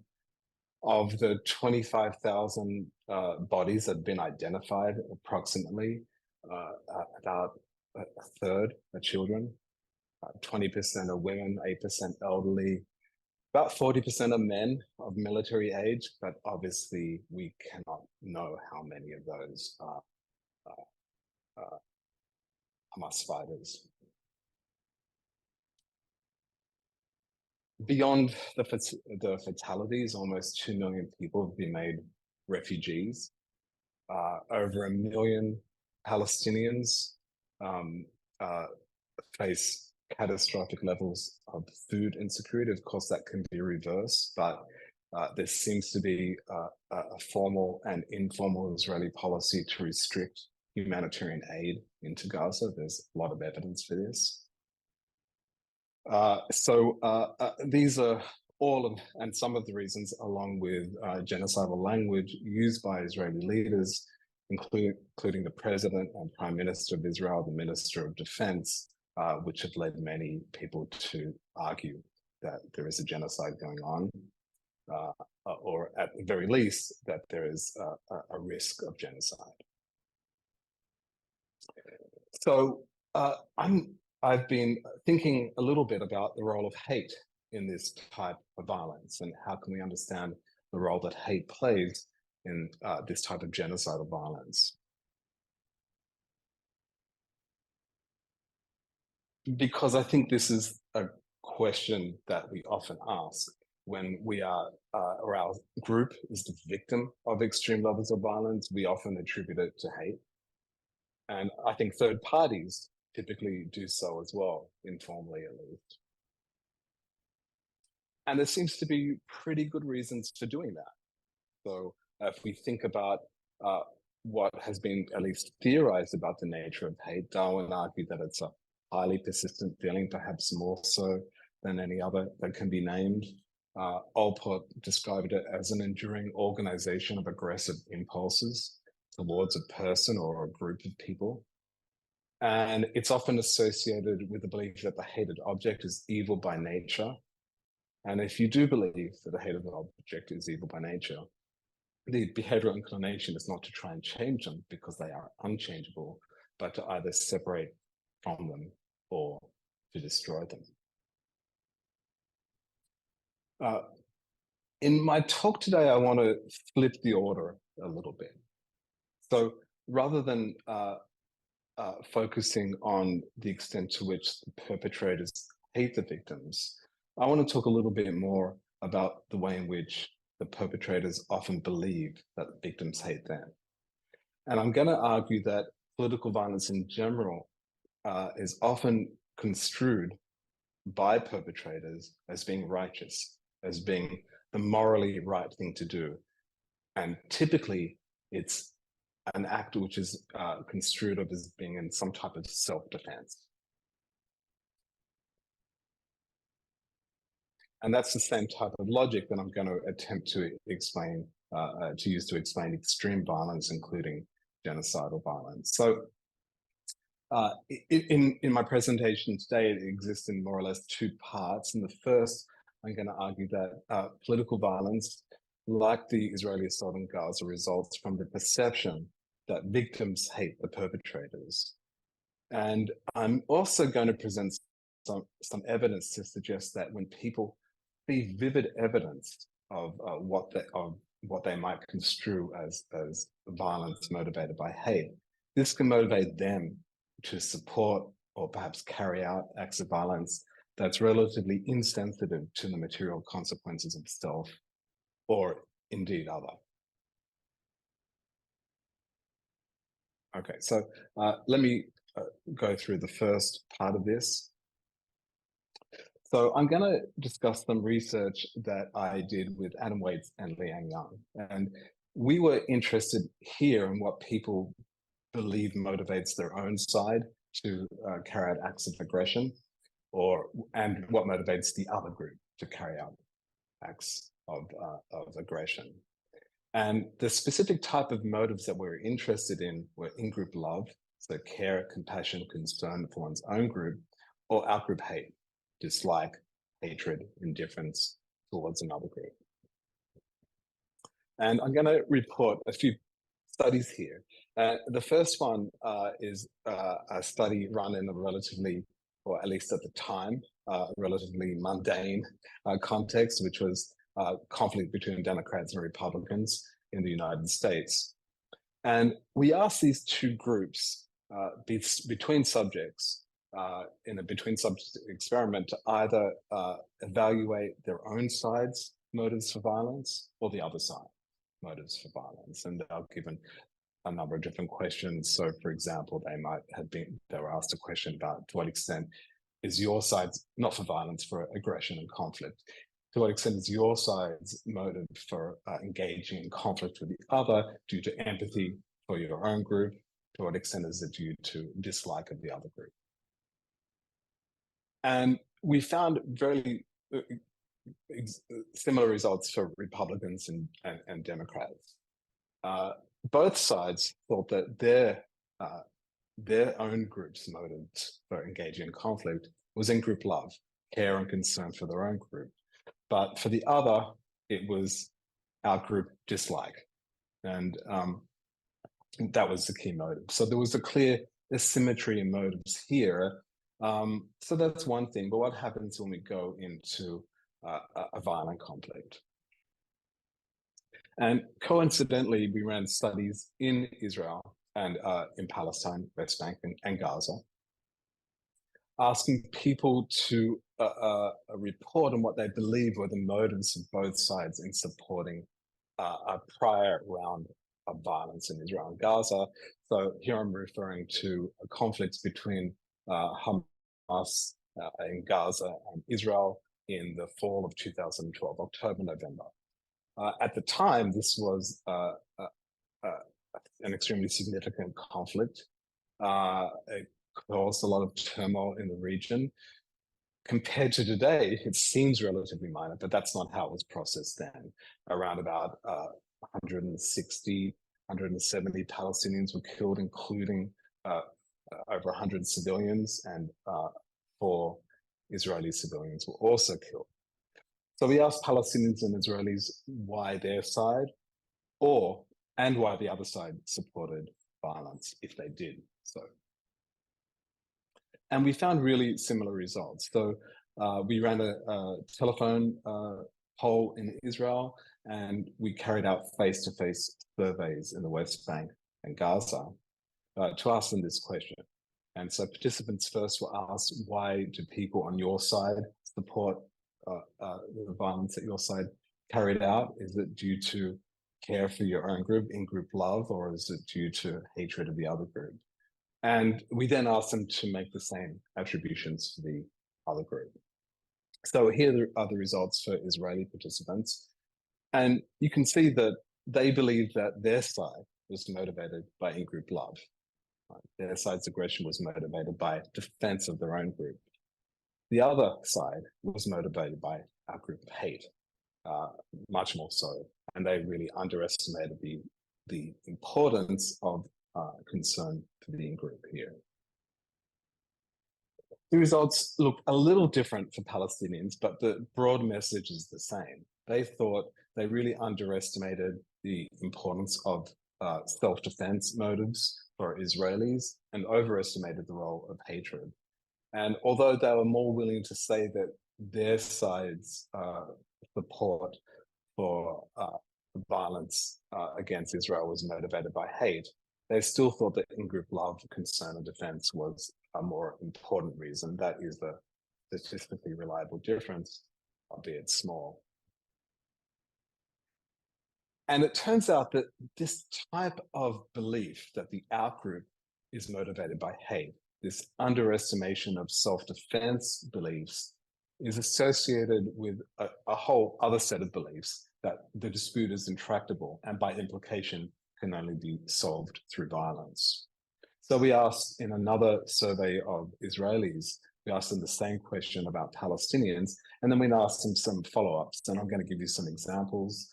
There's some hypothetical questions. Israelis and Palestinians are hoping to begin negotiation on issues such as the Palestinian right of return, as well as the makeup of a future Palestinian state. How willing would you be to negotiate on these issues, which are obviously quite difficult for Jewish Israelis? And we found that the greater they believed that Palestinians were motivated by out-group hate, more so than in-group defense, the less willing they were to support negotiations. And we found similar results when we asked different types of questions. For example, the greater this bias, the less belief that they had that any negotiation could result in win-win outcomes. And when they were told about a hypothetical peace agreement or negotiation that had been successful in leading to a peace agreement, and they were asked, do you think it could be peacefully implemented? They were less likely to believe it could be peacefully implemented the more that they believed that Palestinians were motivated by hate. And this belief was also associated with essentialist beliefs about conflict, just beliefs that nothing can change, that neither side can change, and the characteristics of the conflict cannot change either. So this type of belief that the outgroup is motivated by hate seems to disqualify non-violent resolution of conflicts. These are just correlational results, but we did run another experimental study in the United States, where here we asked people to do the same thing. We asked them to attribute conflict by the other side to either in-group love or out-group hate. So they had to rate both again. And there was a control condition, which is just a straight condition we'd run before, and we found typical results. People attributed the out-group's aggression more to hatred than to in-group defense or in-group love. We ran another condition, however, where we offered them incentives for accuracy, monetary bonuses. And here we found that the result flipped. We were able to reverse the result.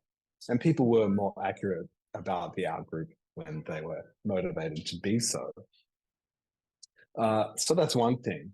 But more importantly, this had downstream effects. So those in the incentives condition had greater optimism that the conflict could be resolved by negotiation, and they reported less or lower essentialist beliefs, so they had greater belief that the conflict could change.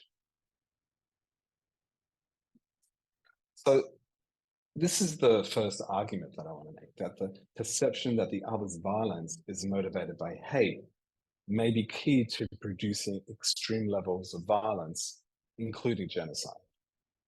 And indeed, this notion that that violence is motivated by a moral commitment to self-defense of your own group is relevant to broader descriptions of genocide. So if you read about psychological or historical examinations of perpetrators in genocide, they will often discuss the role of self-defense. So self-defense is a typical motivator for genocide in general. Now, in the second part of my talk, I want to present evidence to suggest that when people are exposed to vivid evidence of such hatred, this can lead to violence or support for violence that is relatively insensitive to material consequences. And I'm going to focus now on material consequences for self, for people's own group or their own concerns. And I think by implication, we can assume this would apply to the other as well, although we have research that's ongoing about this. So to ground this in what's happening in Gaza right now, I just want to remind us about what happened on October the 7th. Hamas attacked Israel from Gaza. As we know, about 1,200 Israelis were killed, most of whom were civilians. The attack included attacks on military installations, but there are also numerous massacres of civilians in different communities surrounding Gaza and in a music festival. There's quite good evidence now that Hamas used sexual violence, or at least the attackers used sexual violence as part of those attacks. and about 250 hostages were taken. Some have been released, but many have not, and obviously negotiations about their release is ongoing. And the attacks were quite horrific. There are credible reports of parents watching their children being killed and children watching their parents being killed, for example. This was extreme violence. So this is this type of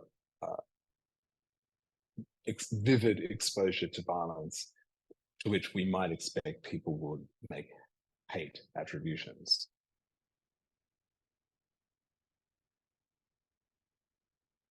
And very quickly, among Jewish Israelis, references were made to the Holocaust. You can see this is a typical type of photo or meme that will be passed around on social media. And it's quite an accepted one. And regardless of whether you think this is true, and I certainly don't, I think for many Jews, if not most, the news of October the 7th did resonate with collective memories of the Holocaust. And very soon, this almost immediately, this notion of righteous self-defense became widespread. And I found this quote by Ami Ayalon really interesting. He's a former head of the Shin Bet. He typically writes in a really rational and strategic manner about the situation in Israel. He's extremely critical of right-wing governments and extremely pro a two-state solution. And so I think in many ways he's representative even of the left, the mainstream left that is, and center left in Israel. People who desire peace with Palestinians, are willing to make sacrifices. So in a foreign policy article he wrote, the war Israel launched on Hamas after the group's horrific October 7 attacks is a righteous mission of self-defense. So I'm going to move from that to some, I think, parallel experimental results that I happen to have. And these experiments involve hypothetical scenarios. And I gave participants scenarios like this one. Imagine that 1 month ago, country X kidnapped, and these studies were run more than 15 years ago. So they're old studies.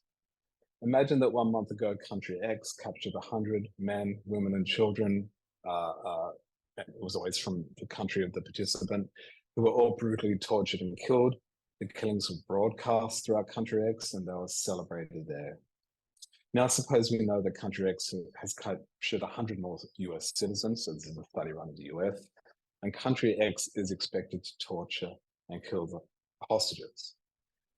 Now, in different experiments without this first paragraph, if you just gave people the second paragraph, most people would prefer a diplomatic response to rescue the hostages than a military response.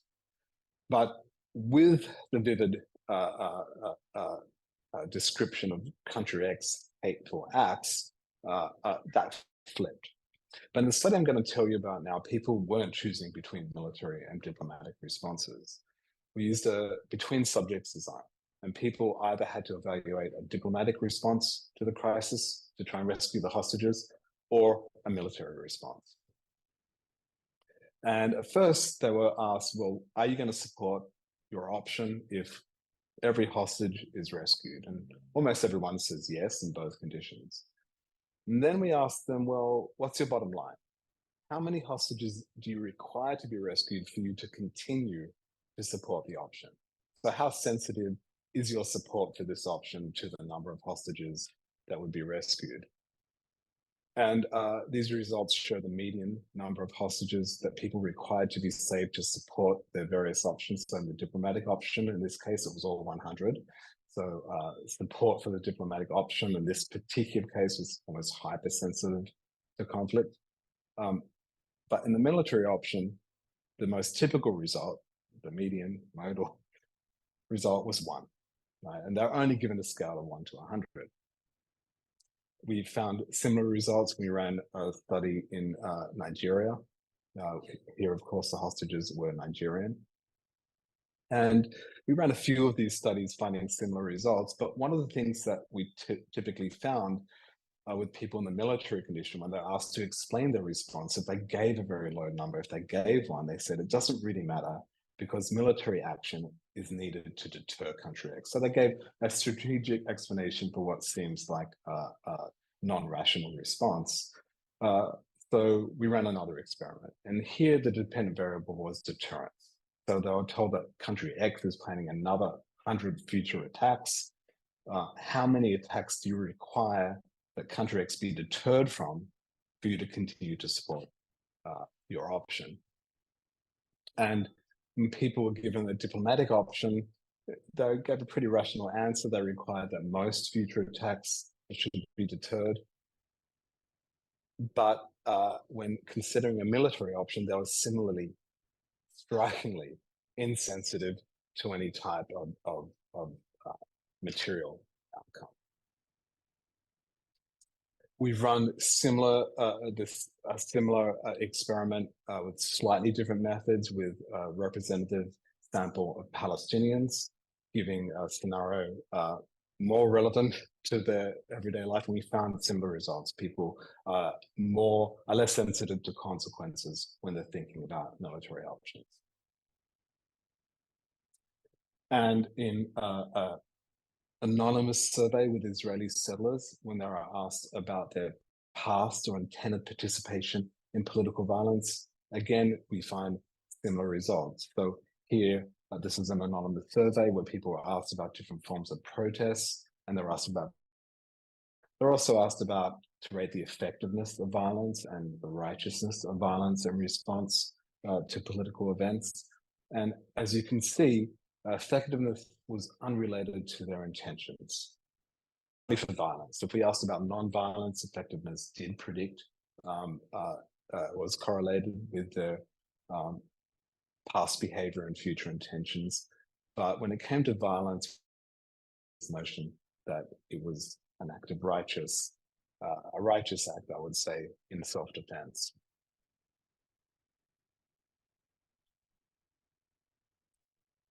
Okay, so to summarize, when people are exposed to some type of vivid demonstration of what they probably perceive as outgroup hate based on our prior work that I already discussed, people supported military action that was strikingly insensitive to any material consequences. And another way to think about these experiments is that the importance of the lives to be saved was subordinate to whether or not violence was deemed to be righteous.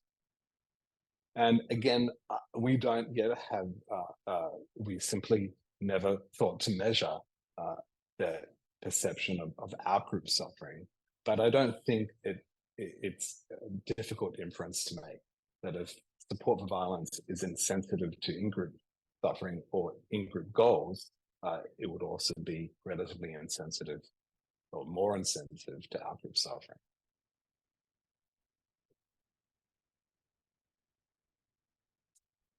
And I want to just bring it back to Gaza to summarize.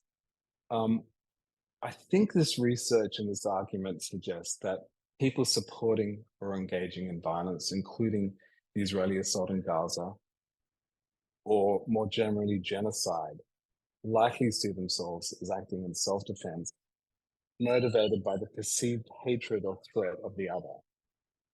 And vivid evidence of such hatred, an attack like October the 7th is a prime example of that. And when I was running my experiments, I really couldn't conceive of anything quite as bad as October the 7th, or probably wouldn't have gone through ethics approval if I would have. Vivid evidence of such hatred can motivate violence that is perceived to be moral or righteous, and so is relatively insensitive to material consequences for self or other. And I think in any given circumstance, particularly with an asymmetry in power, this can produce violence that seems genocidal and might be judged as an act of genocide. So I'm happy to answer questions. Thank you very much, Jeremy. That was, it's hard. Well, when considering the nature of what we're discussing, it's hard to say that your talk was wonderful, um, because it was also horrifying and altogether apt, and worth considering right now. But I think this is exactly the sort of of, of perspective that I was hoping that we would bring to our discussions, especially as we try to weave together all of the different themes that we've had. So let's do a quick Q&A. Then we'll have our discussant, Professor Fessler, will to take his stab at putting this together from an anthropological point of view. And then with whatever time remains before noon, we'll have what was slated to be a moderated panel, but I suspect will be more like an open Q&A with maybe a couple questions from me. But with that, let's start with Claudia. Please go ahead. Hi, thank you so much for your presentation. I had kind of a two-part question here. The first was, where should we consider the balance of power when we're considering a nation's perceived like self-preservation, self-righteousness when committing acts of violence? And then my second question is, where does the level of perceived hate from another group, where does that come, like, where is the line drawn between self-preservation and kind of barbarianism? Because I think there are definitely acts of violence and genocides that have happened that have been more simplistic, like imperialism motivations, whereas there are some levels of violence and genocides that are occurring and have occurred that seem to have some barbaric nature to them. So I'm just wondering where that line is drawn and what motivates them, because there's certain rules, like, for example, like women and children first, or we still provide aid and things like that to kind of mitigate human suffering, but some of those rules don't end up being followed. And is that because of the level of perceived hate, or do you think there's another factor for that? Okay, thanks for those questions. The first one, should we consider the balance of power? So I hope that it's, well, let me just make it clear that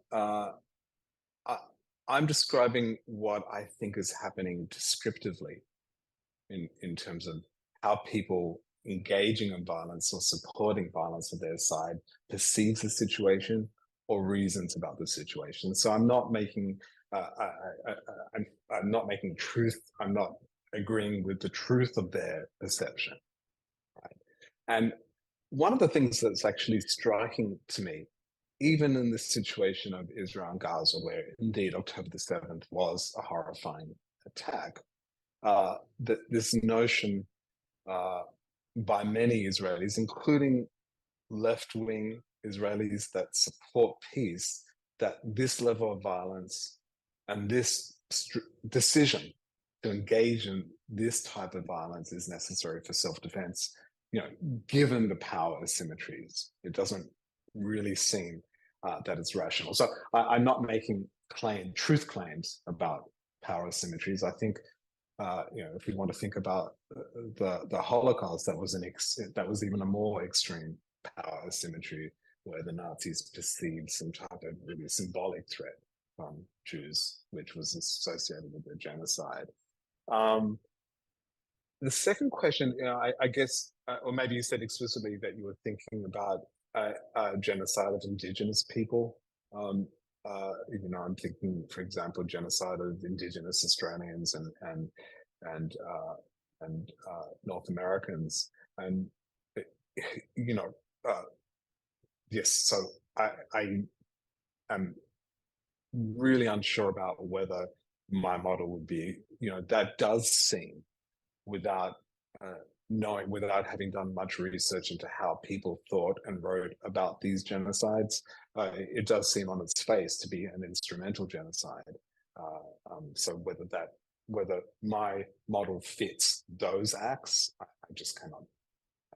I can't answer with any confidence. Great. Well, Emilie, what's your question? Yes, thank you very much. I, of course, agree how powerful these intergroup dynamics play a huge role, of course, in such events.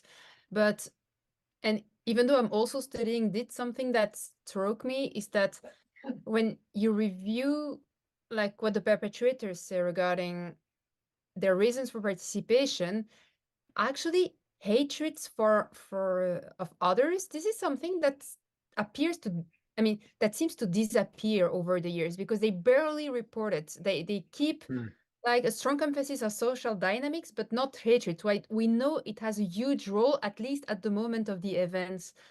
And I was wondering your opinion on this, like, because these are different factors, of course, that influence altogether, like the behavior of an individual. But where does this hate go, actually? Or how it is managed differently? Yeah, I was also struck by your data and your conversation with perpetrators and how seldom they discuss hate and either their hatred or the other group's hatred. I can't speak to where it goes. It is a fascinating question. I mean, if we do assume that hatred and perceived hatred does play a significant role in the events as they occur, why do your participants not mention it? I have read other accounts of genocides and with survivors of perpetrator groups who do talk at least about the outgroup threat.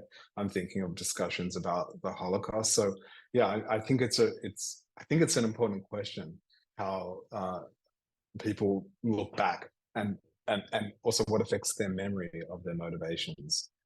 I had a similar sort of reverse question for you as well that I didn't ask. Thank you.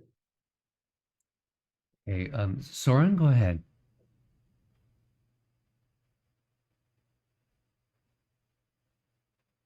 Hello. Hi. Hi. Okay. Thanks so much. Interesting talk. I want to start with my own experience since also you talked about your background as a Jewish. I'm Kurd. I'm from Kurdistan, so I like my people have been experiencing many genocides through years from Turkey, from Iran, from Syria, and from Iraq. And we see that throughout. So personally, I'm coming from Sardash, a city that is first attacked by chemical bombardment during Iran-Iraq war, and I lost even relatives in this chemical bombardment in 1987, I guess. Well, back in there, I wasn't born. But anyway, the concept of self-dependent, self-defense is, I don't think, quite captures everything that happens. Definitely, it plays a role to me, but like when I look, at least the history of my people is a struggle for independence. So Kurds are considered the biggest nation without a state worldwide. So this struggle for independence, for being able to control over yourself, your destiny, is not considered by world Western powers in 1917s when they, after World War I, when divided and these geography for their own oil and benefits and stuff like this that would play a role in this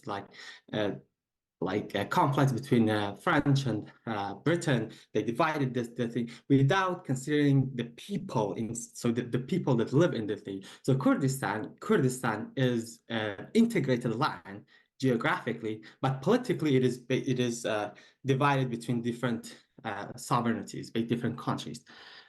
So when I look, for example, at Turkey after 1917s and after Ottoman Empire lost the war, we see that Ottoman Empire people, it's not self-defense, it's not necessarily self-defense, it's basically fearing or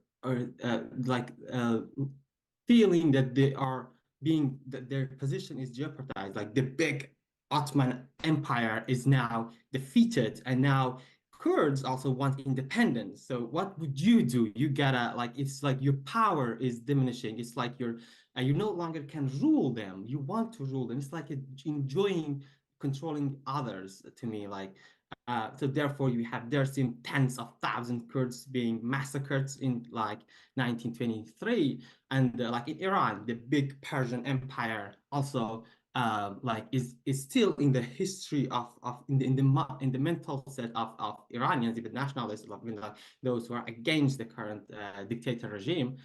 Like they have also have this mindset that that we have this big land, we gotta rule all our people, and you see that it's almost, in our cases, it's a minority that doesn't have power. And this dynamic of power, the international dynamic of power, for example, Turkey is a NATO member. What would you do with it? Like, they only talk about Kurds when it comes to I don't know, some conflicts between them, not necessarily about human rights, not necessarily about anything else, actually.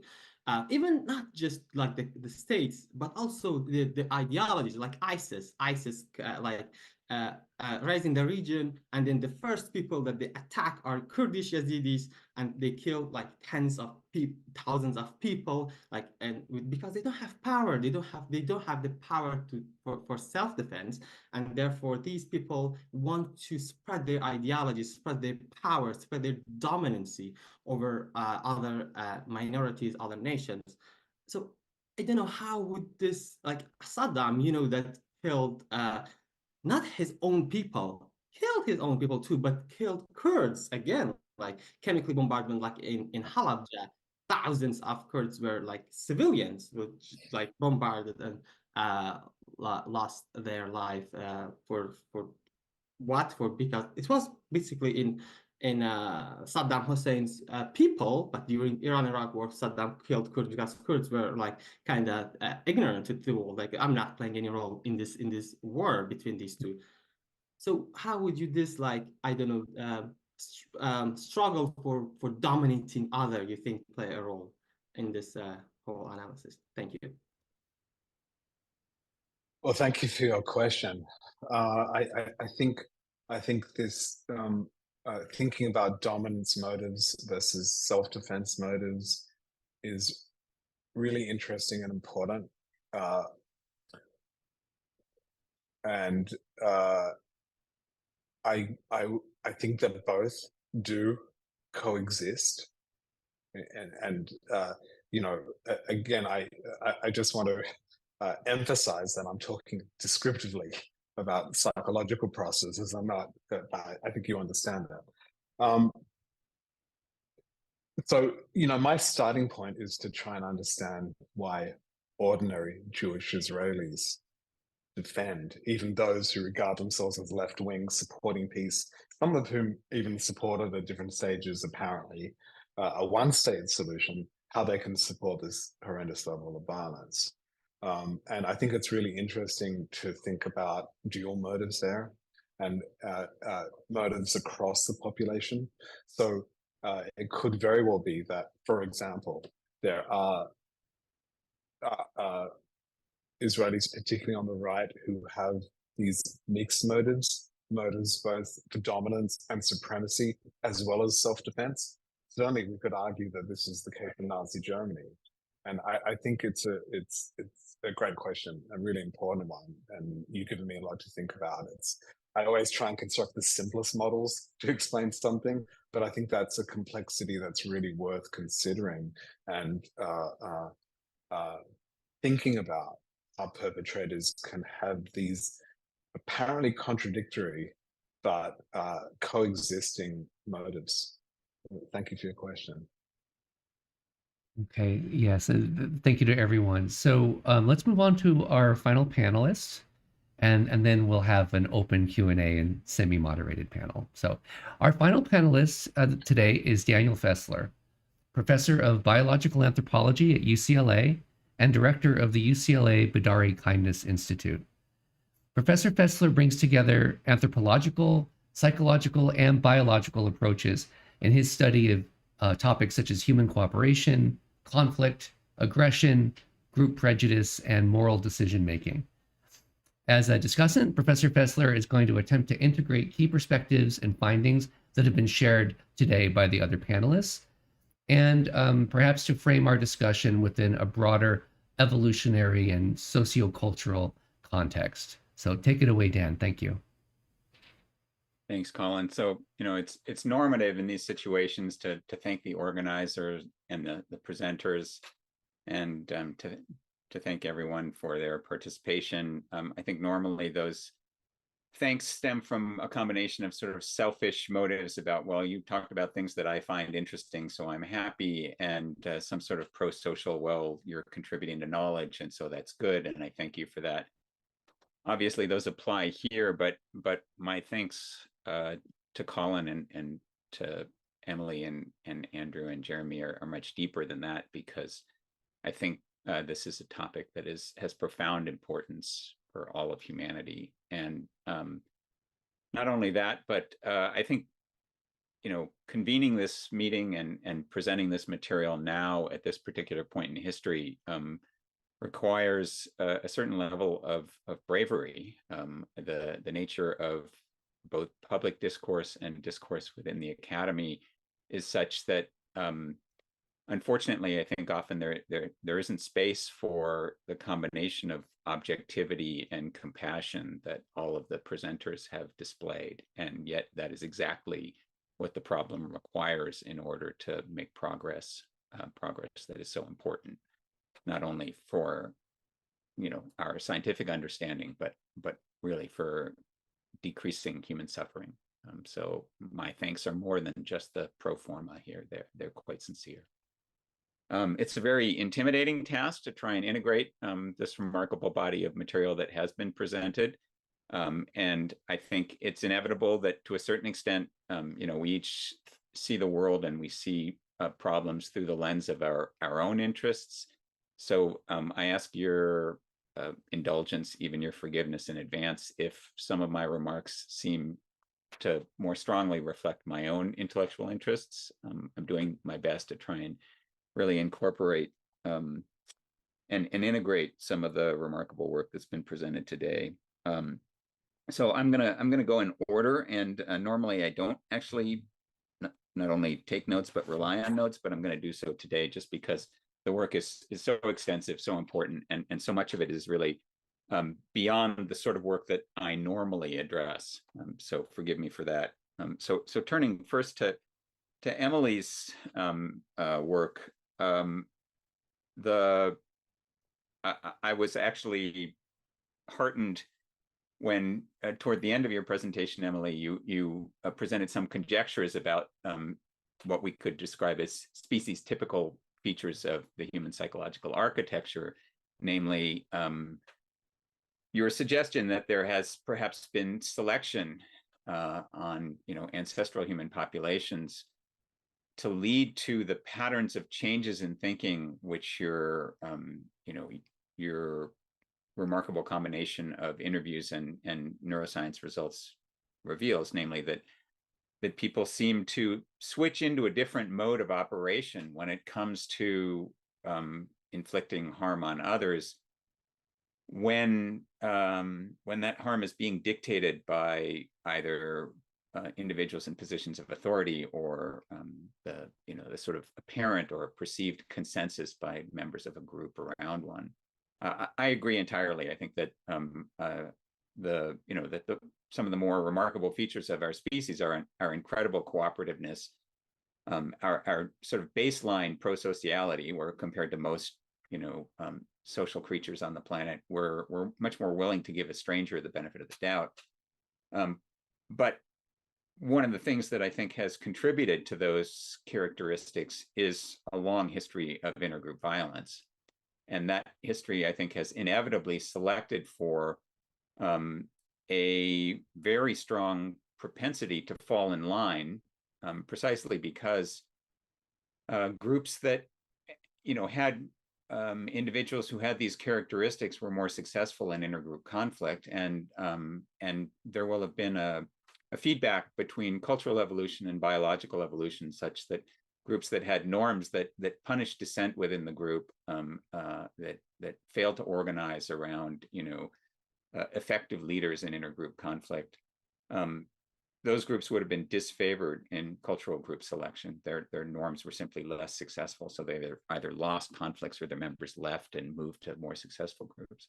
And that in turn will have generated selective pressure on individual psychology, such that this very strong tendency to fall in line, both in order to avoid the costs of altruistic punishment by members of the group, right? Those who are policing the in-group, and to reap the benefits of successful outcomes in intergroup conflict, I think will have led to this, what I think you're quite correct in identifying as a pan-human attribute, and one that I think has been suggested in the past, but I don't think we can ever explore it enough. That is, I think that more research on this propensity is really, really important, because it so clearly leads to a switching off of not only the sense of one's own responsibility, but a change in the perception of the other in a lot of ways. And that change in the perception of the other, which is going to be a theme I'm going to try and weave some into my remarks on all of your presentations, is commonly called in social psychology dehumanization.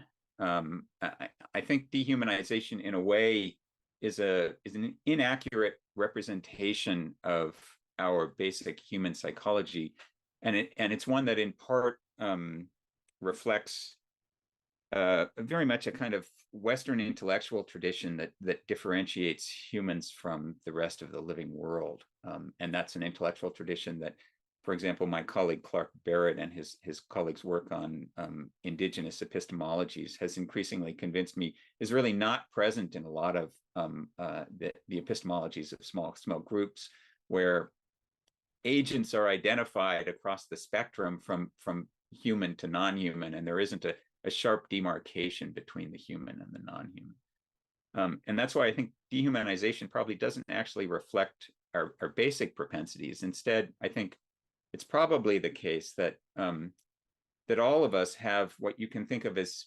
concentric circles of how much we care about another agent, how much we take the other agent's welfare into consideration when calculating the cost-benefit ratios of different actions and interacting with them.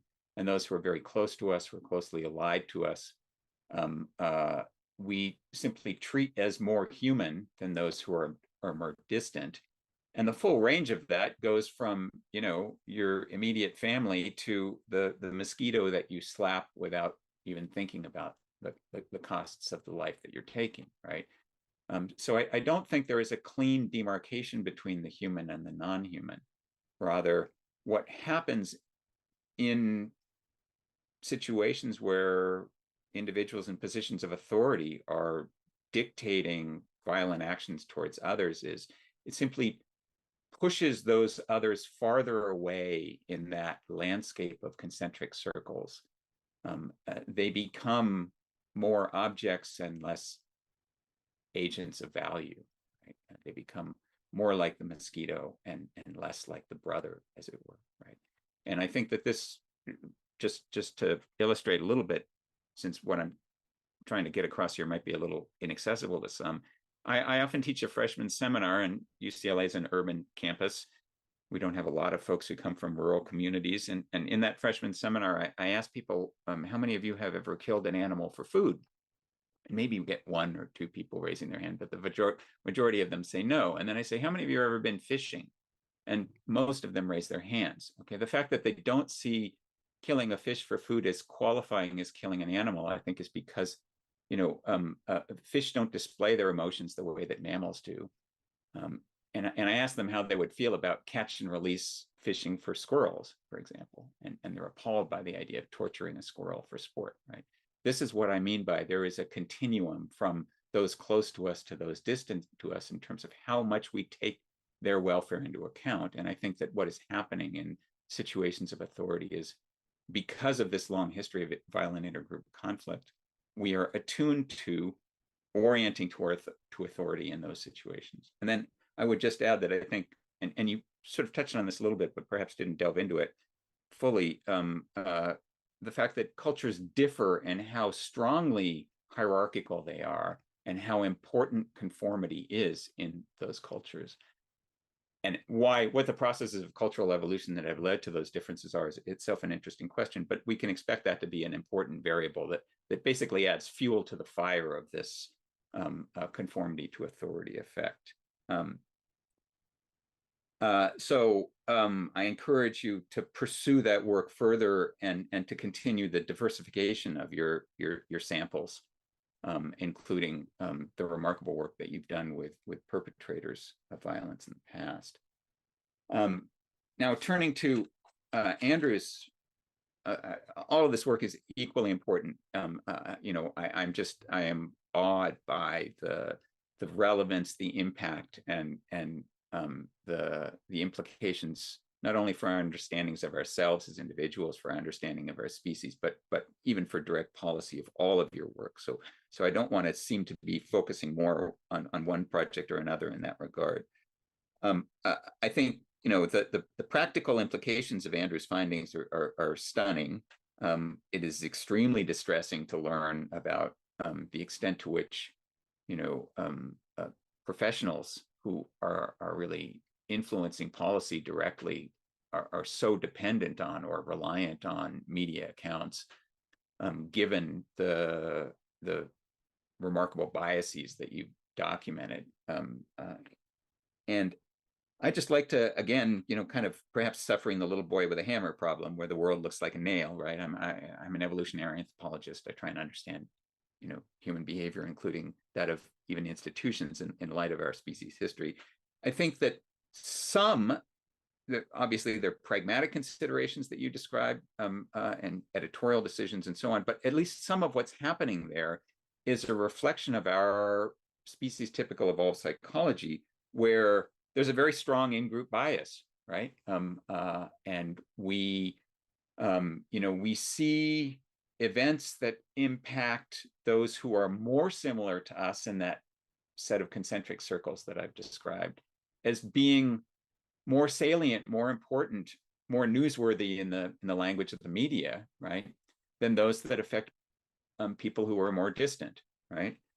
And I think this is, you know, where we can see, for example, the bias in the reporting of the effects of violence committed by insurgents versus violence committed by security forces, where from the perspective of the in-group, and many of these media organizations are, you know, either housed in or strongly associated with, you know, dominant global North powers, right? From the perspective of the in-group, the insurgents are the threat, not the security forces, right? And it's only when I think the press is examining events in a nation that is very, very far away from the in-group that perhaps some of that bias starts to disappear, because now both the insurgents and the security forces are sort of equally distant from the self. I think by the same token, you know, we see the workings of our biologically evolved psychology in terms of what kind of violence grabs media attention, right? So fatal versus non-fatal, for example, right? Fatal events, you know, if you lived in a community of 50 to 500 people, you know, 100,000 years ago, a fatality was much more telling about the immediate implications for your own future than a serious injury was. And so, you know, we just orient to that more strongly. And again, you know, to kind of continue my theme of concentric circles, you know, if you ask people what is the most dangerous animal in the world, right, they'll tell you things like lions or tigers or maybe some venomous snake, right? When in fact mosquitoes kill more people than any of these predators or venomous snakes, right? Because of course they carry malaria, which is a decimating disease, right? But our evolved psychology is oriented to the danger posed by predators and the dangers posed by snakes, right? Snake phobia is very, very common, despite the fact that less than 5 people die in the United States every year of envenomation, right? we are heirs to these features of the past, and I think that inevitably colors the editorial decisions, sometimes because they're market forces at work, and the journalists and their editors and publishers are considering views and clicks and so on, and sometimes just because they themselves are human beings and exactly they're subject to exactly the same influence. And then of course there's cultural evolution in this, right, where cultural evolution is always going to favor these kinds of in-group biases, because the cultures that did not guard their borders, that did not focus the cooperative efforts of their members toward other group members and not towards the welfare of outgroup members, those cultures were simply less successful over time in intergroup competition. And members of the media, professionals, and so on, they have just as much culture as all the rest of us, right? And they're just as much subject to that. I'll just a side point. I'm not a media studies expert at all, but the fact that both the public and the policymakers are so influenced by the media, it strikes me, makes it all the more troubling that in the current information environment, the market economics for professional journalists are make this an endangered profession, right? That just less and less money to support objective professional journalism is going to make the problem that you've described worse and not better over time, and of course that's deeply concerning. And lastly, I turn to Jeremy's really important work, and I think I find your results compelling. I find them consistent with the previous work on what is sometimes called virtuous violence by people like Alan Fisk and Tej Rai. I think yet again, we can think about how this is working psychologically in terms of the perception of others' hate pushing our representation of those others farther out in that set of concentric circles away from the self, right? That they become less human agents that we are concerned with and more inhuman, right? As a function of the perception that they hate us, whoever they and us is. And I don't think that that's a profound observation, but I do think that that a lot of the work in the past on violence that has looked at dehumanization has looked at it as the tool of the propagandist that allows those in power to persuade everyday people to engage in violence, right? And it's not that I don't think that happens. I mean, the history of propaganda, I think, is quite clear in this regard. But I do think that your work importantly contributes to understanding a kind of reverse causality where a perception of others' hate leads to the dehumanization, and thus opens the door to horrendous acts of violence against others. I think, consistent with, again, my little boy with a hammer approach, the insensitivity to costs to the self that you've documented is entirely consistent with a general feature of the consequences of anger in even dyadic interactions, right? Where anger motivates a disproportionate response to transgression, right? And the more intense the anger, the more that that the costs to the self are either invisible to the actor or greatly discounting, right? And we can understand that, I think, in light of the long history of conflict within groups where individuals who responded this way quickly established a reputation as someone against whom transgressions would be costly, right? So there's not only a truncating of the aggression against the self, but there is a deterrence effect, right? And that the psychology of intergroup violence is in some ways the psychology of dyadic violence as well, right? So I think there are potential, perhaps illuminating pathways for future research to pursue in terms of comparing the psychological components of the response to simple interpersonal transgression and intergroup transgression in this way. And relatedly, I think it's important to point out, and perhaps this is so obvious that it doesn't bear mention, but that politicians manipulate collective support for efforts by emphasizing indications of the other group's hate, right? So the way to instill a motivation for intergroup aggression and to stifle dissent and to motivate members of the in-group to police the in-group so as to, to have uniformity of support for aggression is in part to publicize indications of the other group's hate, right? So, we see, for example, this in conflicts between the United States and Iran, and linking this to Andrew's work, where we can see the media, you can either see them as complicit in the machinations of politicians, or you can see them perhaps more generously as simply subject to the same cultural and psychological influences as everyone else, where, the American media, including the highly reputable professional journalists, I think, over display, public protests in Iran, death to America, people tromping on, burning the American flag, and so on, right? And this obviously serves the goal of, politicians and pundits who want to mobilize antipathy towards another group by saying, see, they hate us, entirely consistent with Jeremy's perspective, right? And lastly, and I think a very important and productive exchange between Emilie and Jeremy at the end there, in terms of where does the hate go, right? That is, when actual perpetrators of genocide are interviewed, they describe their events in what, harkening back to the Holocaust, I think was described in terms of the sort of mundane nature of people's inhumanity to others, right? That it just becomes a kind of routine action.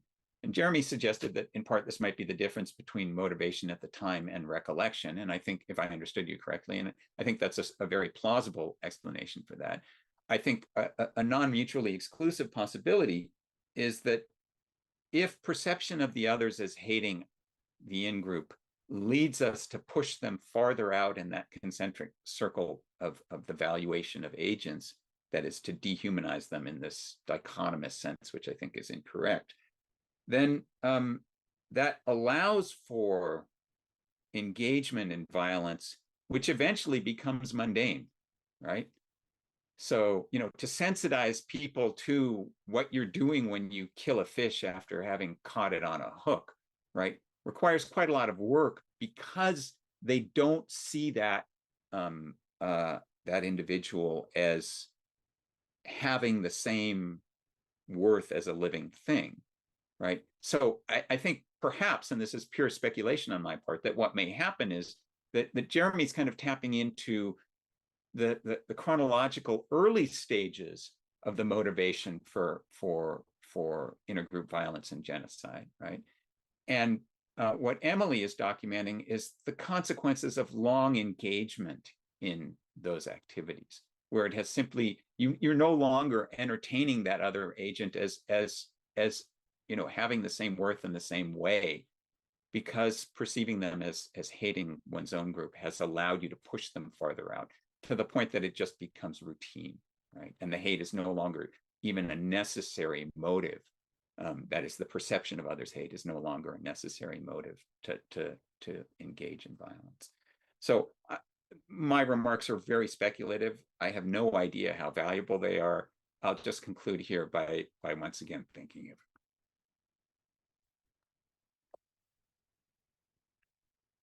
Thank you very much, Dan. Just on a personal note, Dan was my postdoctoral advisor, and we've worked together pretty closely since around 2010 or so. And Dan's ability to his facility with putting together information and integrating it and recontextualizing it with relevant literature, it will never cease to amaze me. So thank you so much. That's why I asked you to do that. And I for one, found it extremely extremely helpful. So we just have about 10 minutes left, actually a little less. And so I do have a few questions that I want to pose, but I want to defer to the audience if anyone has a question that they want to make sure or that they've been holding on to. So does anyone have a question?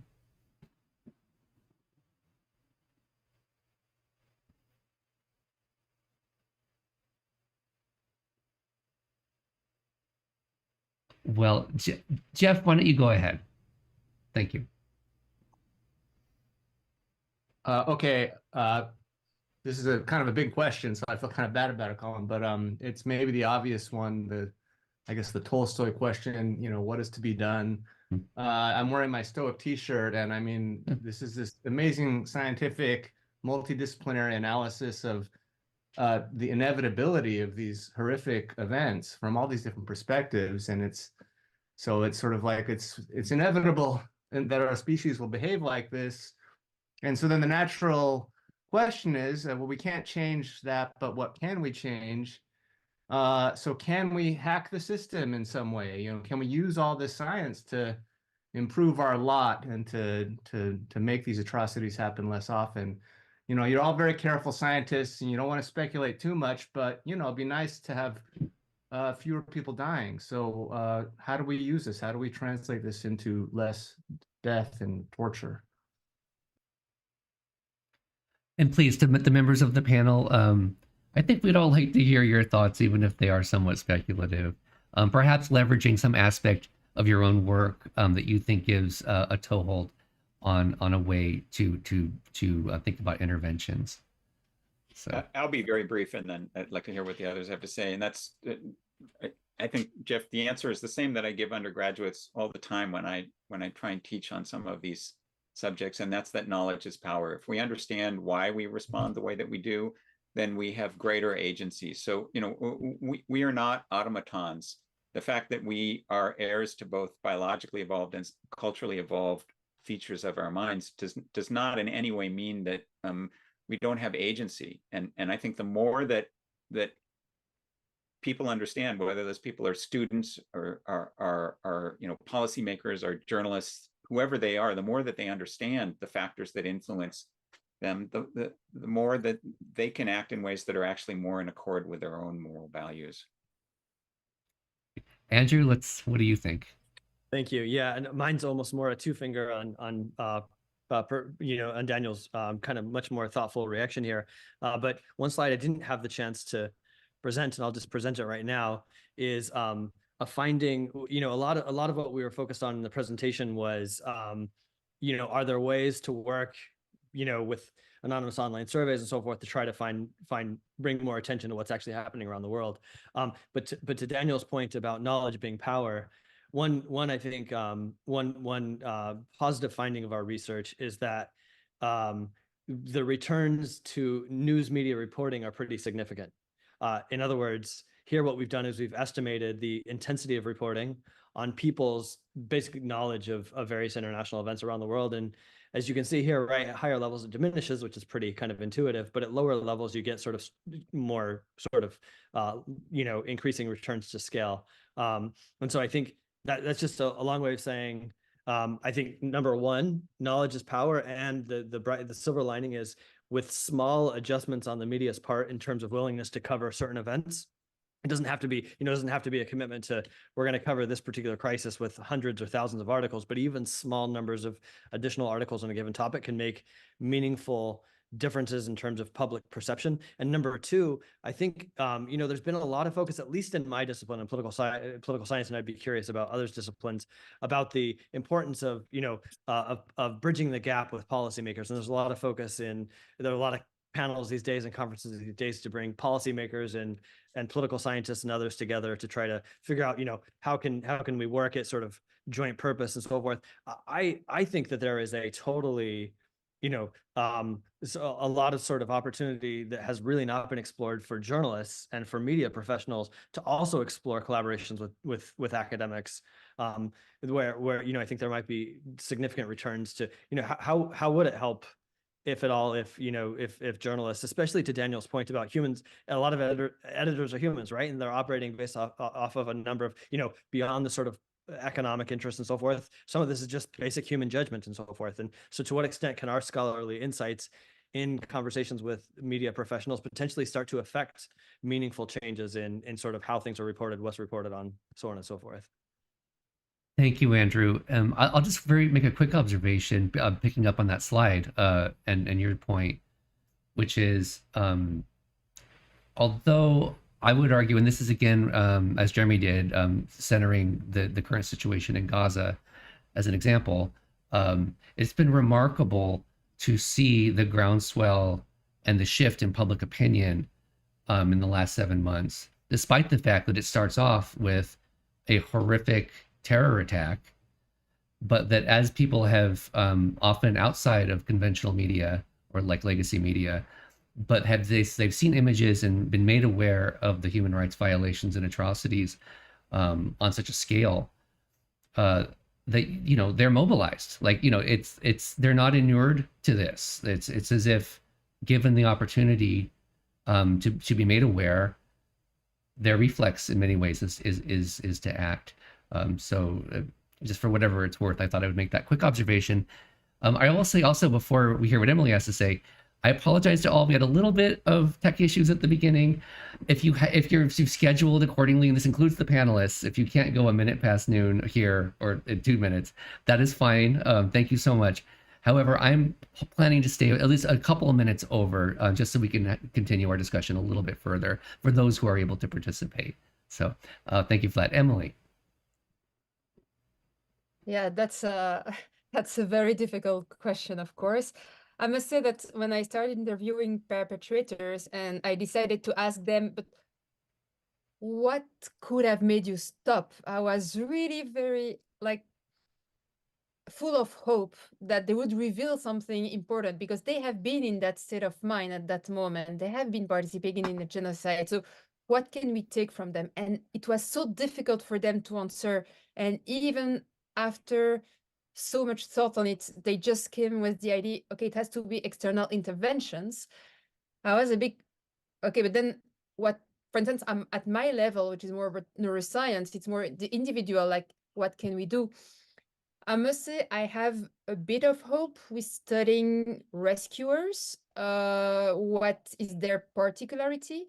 But at the same time, when you look, especially at the genocide in Rwanda, you also have people who rescued, but for bad reasons. For instance, they rescued girls to actually rape them or marry them later.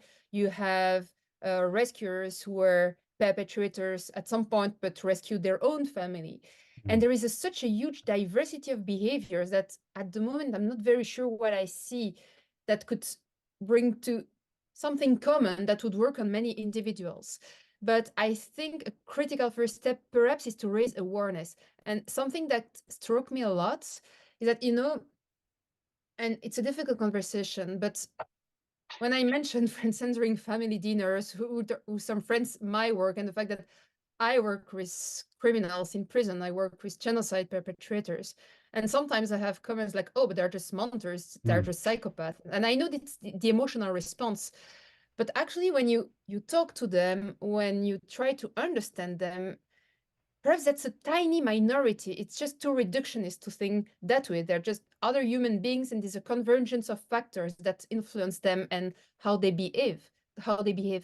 And I think raising awareness towards population here may be important, because you realize that many of them, they suffer from post-traumatic stress disorders, they have moral injuries, they suffer from guilt, shame, there is addictions, there is high suicidal rates.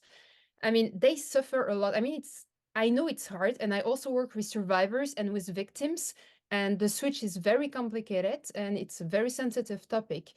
But I think that if more people realize that it's not because they are the combatants, for instance, or the assailants, that they will not also suffer afterwards, perhaps that may be also something, like if we enlighten more people on the fact that actually everyone suffers in this, perhaps some of them would be less inclined to participate. But yeah, it's a very ongoing question. Thank you for that, Emily. And actually, that kind of teed up one of the things I wanted. It's not really a well-articulated or coherent question, but more a point I was hoping people could respond to, which gets to the determinants of, or sort of character of, those rescuers, or those who go out of their way, put their own personal skin in the game to resist atrocities and genocide. And I think, especially from a lay perspective, when you talk about sort of human nature, people often assume you mean sort of Hobbesian, like nasty, brutish, and short, and that it's in our nature to lack empathy and to seek violence over cooperation, and so on. And of course, there's all kinds of evidence throughout history attesting to that kind of behavior. But I think it's fair to say that across disciplines, there is a consensus that human beings sort of at baseline, if that's even meaningful to say, like you can't really take people entirely out of context, but let's pretend that we can, that human beings are deeply cooperative and empathic almost at baseline. And that when we see acts of harm, very often it is the case that these require a certain degree of executive control to carry out. And I think that kind of perspective that of human nature as being resistant to being callous and committing atrocities, that kind of speaks to, like, Emilie, your point about the cost to these perpetrators, where they have to live with what they have done. And in some cases, and this is going to vary, but in some cases they're haunted by it. And then in others, it's more of like a psychopathic type response, one supposes. But I just wondered to the panel, broadly speaking, where do you see the role for this? Well, first of all, do you agree? and then also, if you do to some extent, how we can leverage this sort of normal baseline tendency for humans to be averse to causing harm to others, to have empathy, and how different cultural and individual experiences and institutions and framings can sort of enable the harm by adding regulators and architecture on top, which then leads to this kind of behavior. That was not nearly as artfully put as Dan would have done it, or any of the other panelists, but hopefully enough for you to respond to. So I don't know, what do you all think?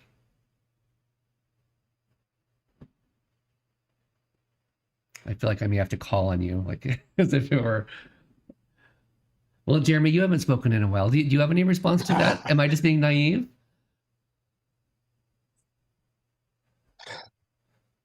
Perhaps.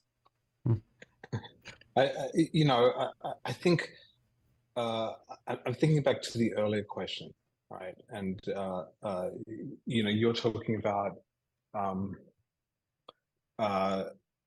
leveraging our human impulse for empathy and to try and disrupt conflicts like this.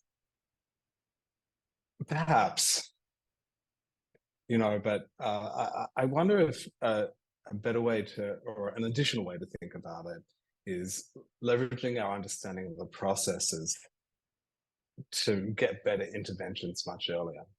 Yes. Now, assuming that my presentation and my ideas bear any resemblance to what actually is going on, for example, and what went on in Gaza, one of the things that I think about are all the very quick, robust international affirmations of Israel's right to self-defense after October 7th. And a lack of, I think, comprehension about how that affirmation might be processed in this case, and what self-defense can be taken to mean, particularly, by particular groups. In this case, this Israeli government, which is extremist, right, for a start, but also in general after an act like October the 7th. In other words, understanding how the processes work that can lead to a genocide, and may have, tempered affirmations of Israel's right to self-defense. And for me personally, while I was gratified to see empathy for Israeli suffering, I don't think that actually had a good effect. It caused more suffering in the way it was expressed. Empathy with Israel's right to self-defense may have created norms which have led to which have at least supported Israel's assault on Gaza. I agree, but I would add, along the lines of Andrew's presentation, that the selective probably exposure to imagery, testimonies, and so on, like, asymmetrically favoring the suffering of the young people at the music festival and the people in the kibbutzes and others, who it's impossible. It's very difficult not to empathize with them when you see what happened or when you hear firsthand accounts. It seems to me that there's a reason why you don't hear as much about the Palestinian suffering, or certainly not before October 7th, as if history began on that day. And so I guess my perhaps naive impulse, if you apply it to this particular case, and again, we want to think more about genocides broadly, but would be that, were there more information and awareness? Like, if people were exposed to images of toddlers being amputated without anesthesia, and it was explained to them, like, this is what Israel is doing, this is what it's like in Gaza. I think that's very much what has happened for a lot of people who have become activated. But I think if that kind of information, there's a reason that people don't get to see that, because this gets back to my feeling that the normal human reaction would be horror and opposition, wanting to somehow resolve the conflict or seek some kind of way of ending that because of a reflexive empathy for those victims. So I guess maybe that would be the kind of approach that perhaps I had in mind. But thank you for that. Yeah, I guess we're thinking about different things. I was focusing more on the perpetrator group, and you were focusing on it's interesting. I think perhaps I'm thinking more, like, tying into Emilie's work, more about who's going to be the external intervening force, whether it be diplomatically, withholding of arms and so on, in a given conflict.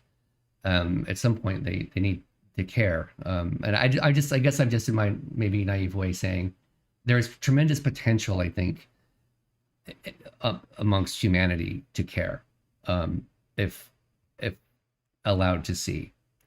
But I've talked too much. Let's see. What do others think about this general notion, and maybe broaden it just to factors or determinants to resist genocide and other kinds of large-scale human rights violations? Okay, Dan, go ahead. I'll be brief. First, going back to the initial part of your remarks, I mean, as I tried to convey, the remarkable sort of paradox of our species is that we are incredibly cooperative and pro-social and incredibly violent and racked by intergroup conflict, right? And so everyone, and Emilie's point about, that yes, there are some true psychopaths out there, but that's not most of the people who have done horrible things, right? In the sense of actually suffering some, real fundamental psychological difference between the rest of us, right? I think this requires both, humility that people are, all of us are capable of horrible acts, and optimism, right? That anyone, even somebody embedded in these horrific conflicts, potentially has the, the capacity to see the situation differently. I think Jeremy's remarks are really important in terms of understanding sometimes, straight up Machiavellian manipulation of the information that's being presented, right? In terms of activating people's responses, their perceptions of the other group, right? And also just per Andrew's work, sometimes what may be unintentional, not by design biases in what is being presented, right? I think one thing that has left out of that discussion is just the very pragmatic approach, right?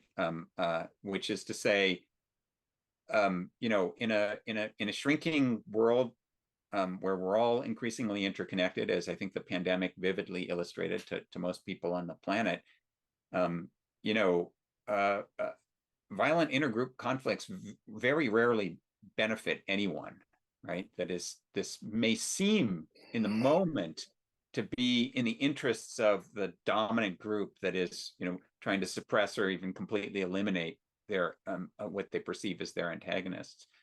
But these things very rarely actually end well for anybody, right? And as we're seeing, you know, increasingly both in the Gaza conflict and for that matter in Ukraine and other places, as technology advances, you know, asymmetrical warfare just becomes more and more difficult for you know, counterinsurgency forces to win, right? The U.S. did not learn the lessons of the Soviets in Afghanistan, and that's just going to get more and more the case. And so, even if you can't appeal to people's basic capacity for prosociality, you can point out the reason you're responding this way is because, and it's not in your self-interest to do so. This will not pay in the long run. Whether that is effective or not, I don't know. It's beyond my ken.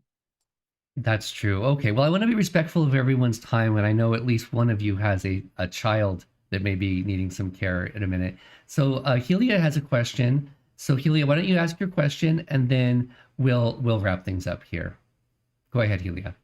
It's just a very quick question because I just enjoyed all of your perspectives today so much. And I know we've been talking about how can we push this information out to the public. So just generally, let's say that the information that you all shared today could be very helpful to politicians, to just the general public. But unfortunately, most of the time, what scientists like you all have to say, only other scientists listen to, which is incredible. But a lot of what you've done is very applicable and people need to know about it, especially people who are, for example, maybe making policies. So what you have done, or what would you recommend that scientists can do to push their information out? Bless you. Well, it's a good question. I guess I'm looking at you, Jeremy, as someone I know to have whose work has been used in briefings at very high levels and so on. I don't know if you have particular experience of this, if it's been effective, for example, to your knowledge, or to the extent of change, not necessarily changing a policy, but updating some politicians or policymakers' priors. Yeah, I think it's a great question.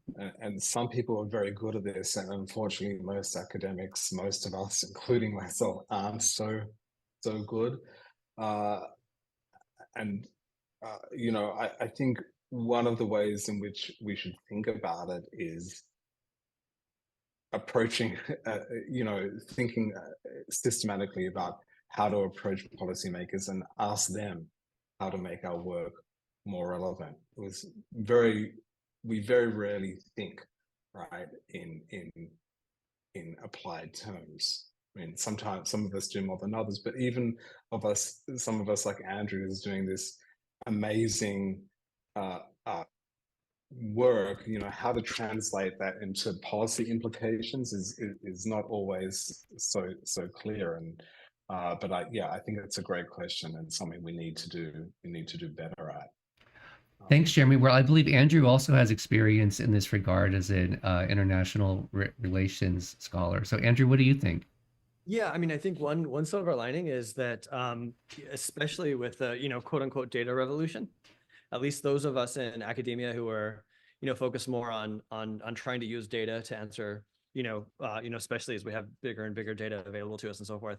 I have personally observed, it seems like an increase in the number of individuals within different governmental or intergovernmental agencies that have interest or expertise in these areas who are increasingly sort of potential like conduits for our work, including, you know, some of our own PhD students who then are going on as government begins to hire data science types. So I think there is some, you know, I think we should be looking for more opportunities to use those kind of interlocutors as well to try to, you know, to have more of these kind of conversations. And Oh, thank you, Andrew. Well, I think that's a pretty wonderful way to end here. Although, of course, when you organize a workshop like this, your hope is that it's only the beginning of larger conversations and interactions and engagement, not only amongst the panelists, but among those who either saw it now or who will see it asynchronously, with literatures and perspectives and findings that they may not have been aware of before, and will fertilize new thinking and hopefully something constructive. So I don't want to say it's the end of our conversations, but I will say for everyone who's been here for over 3 hours now that it's a good end for today at any rate. So thank you once again to everyone. Also to, I'd like to thank my department, the Cognitive Science Department and Information Sciences Department, UC Merced, whose Cognitive Science for the Common Good initiative is a really useful, I think, and positive way to try to translate some of the scholarship into something that we can apply and make the world a better place. So thanks again to everyone very, very much. Thank you for organizing, Colin. Thank you very much. Thanks, Colin. Appreciate it. Great job, Colin. Thank you. Bye, everyone. Bye.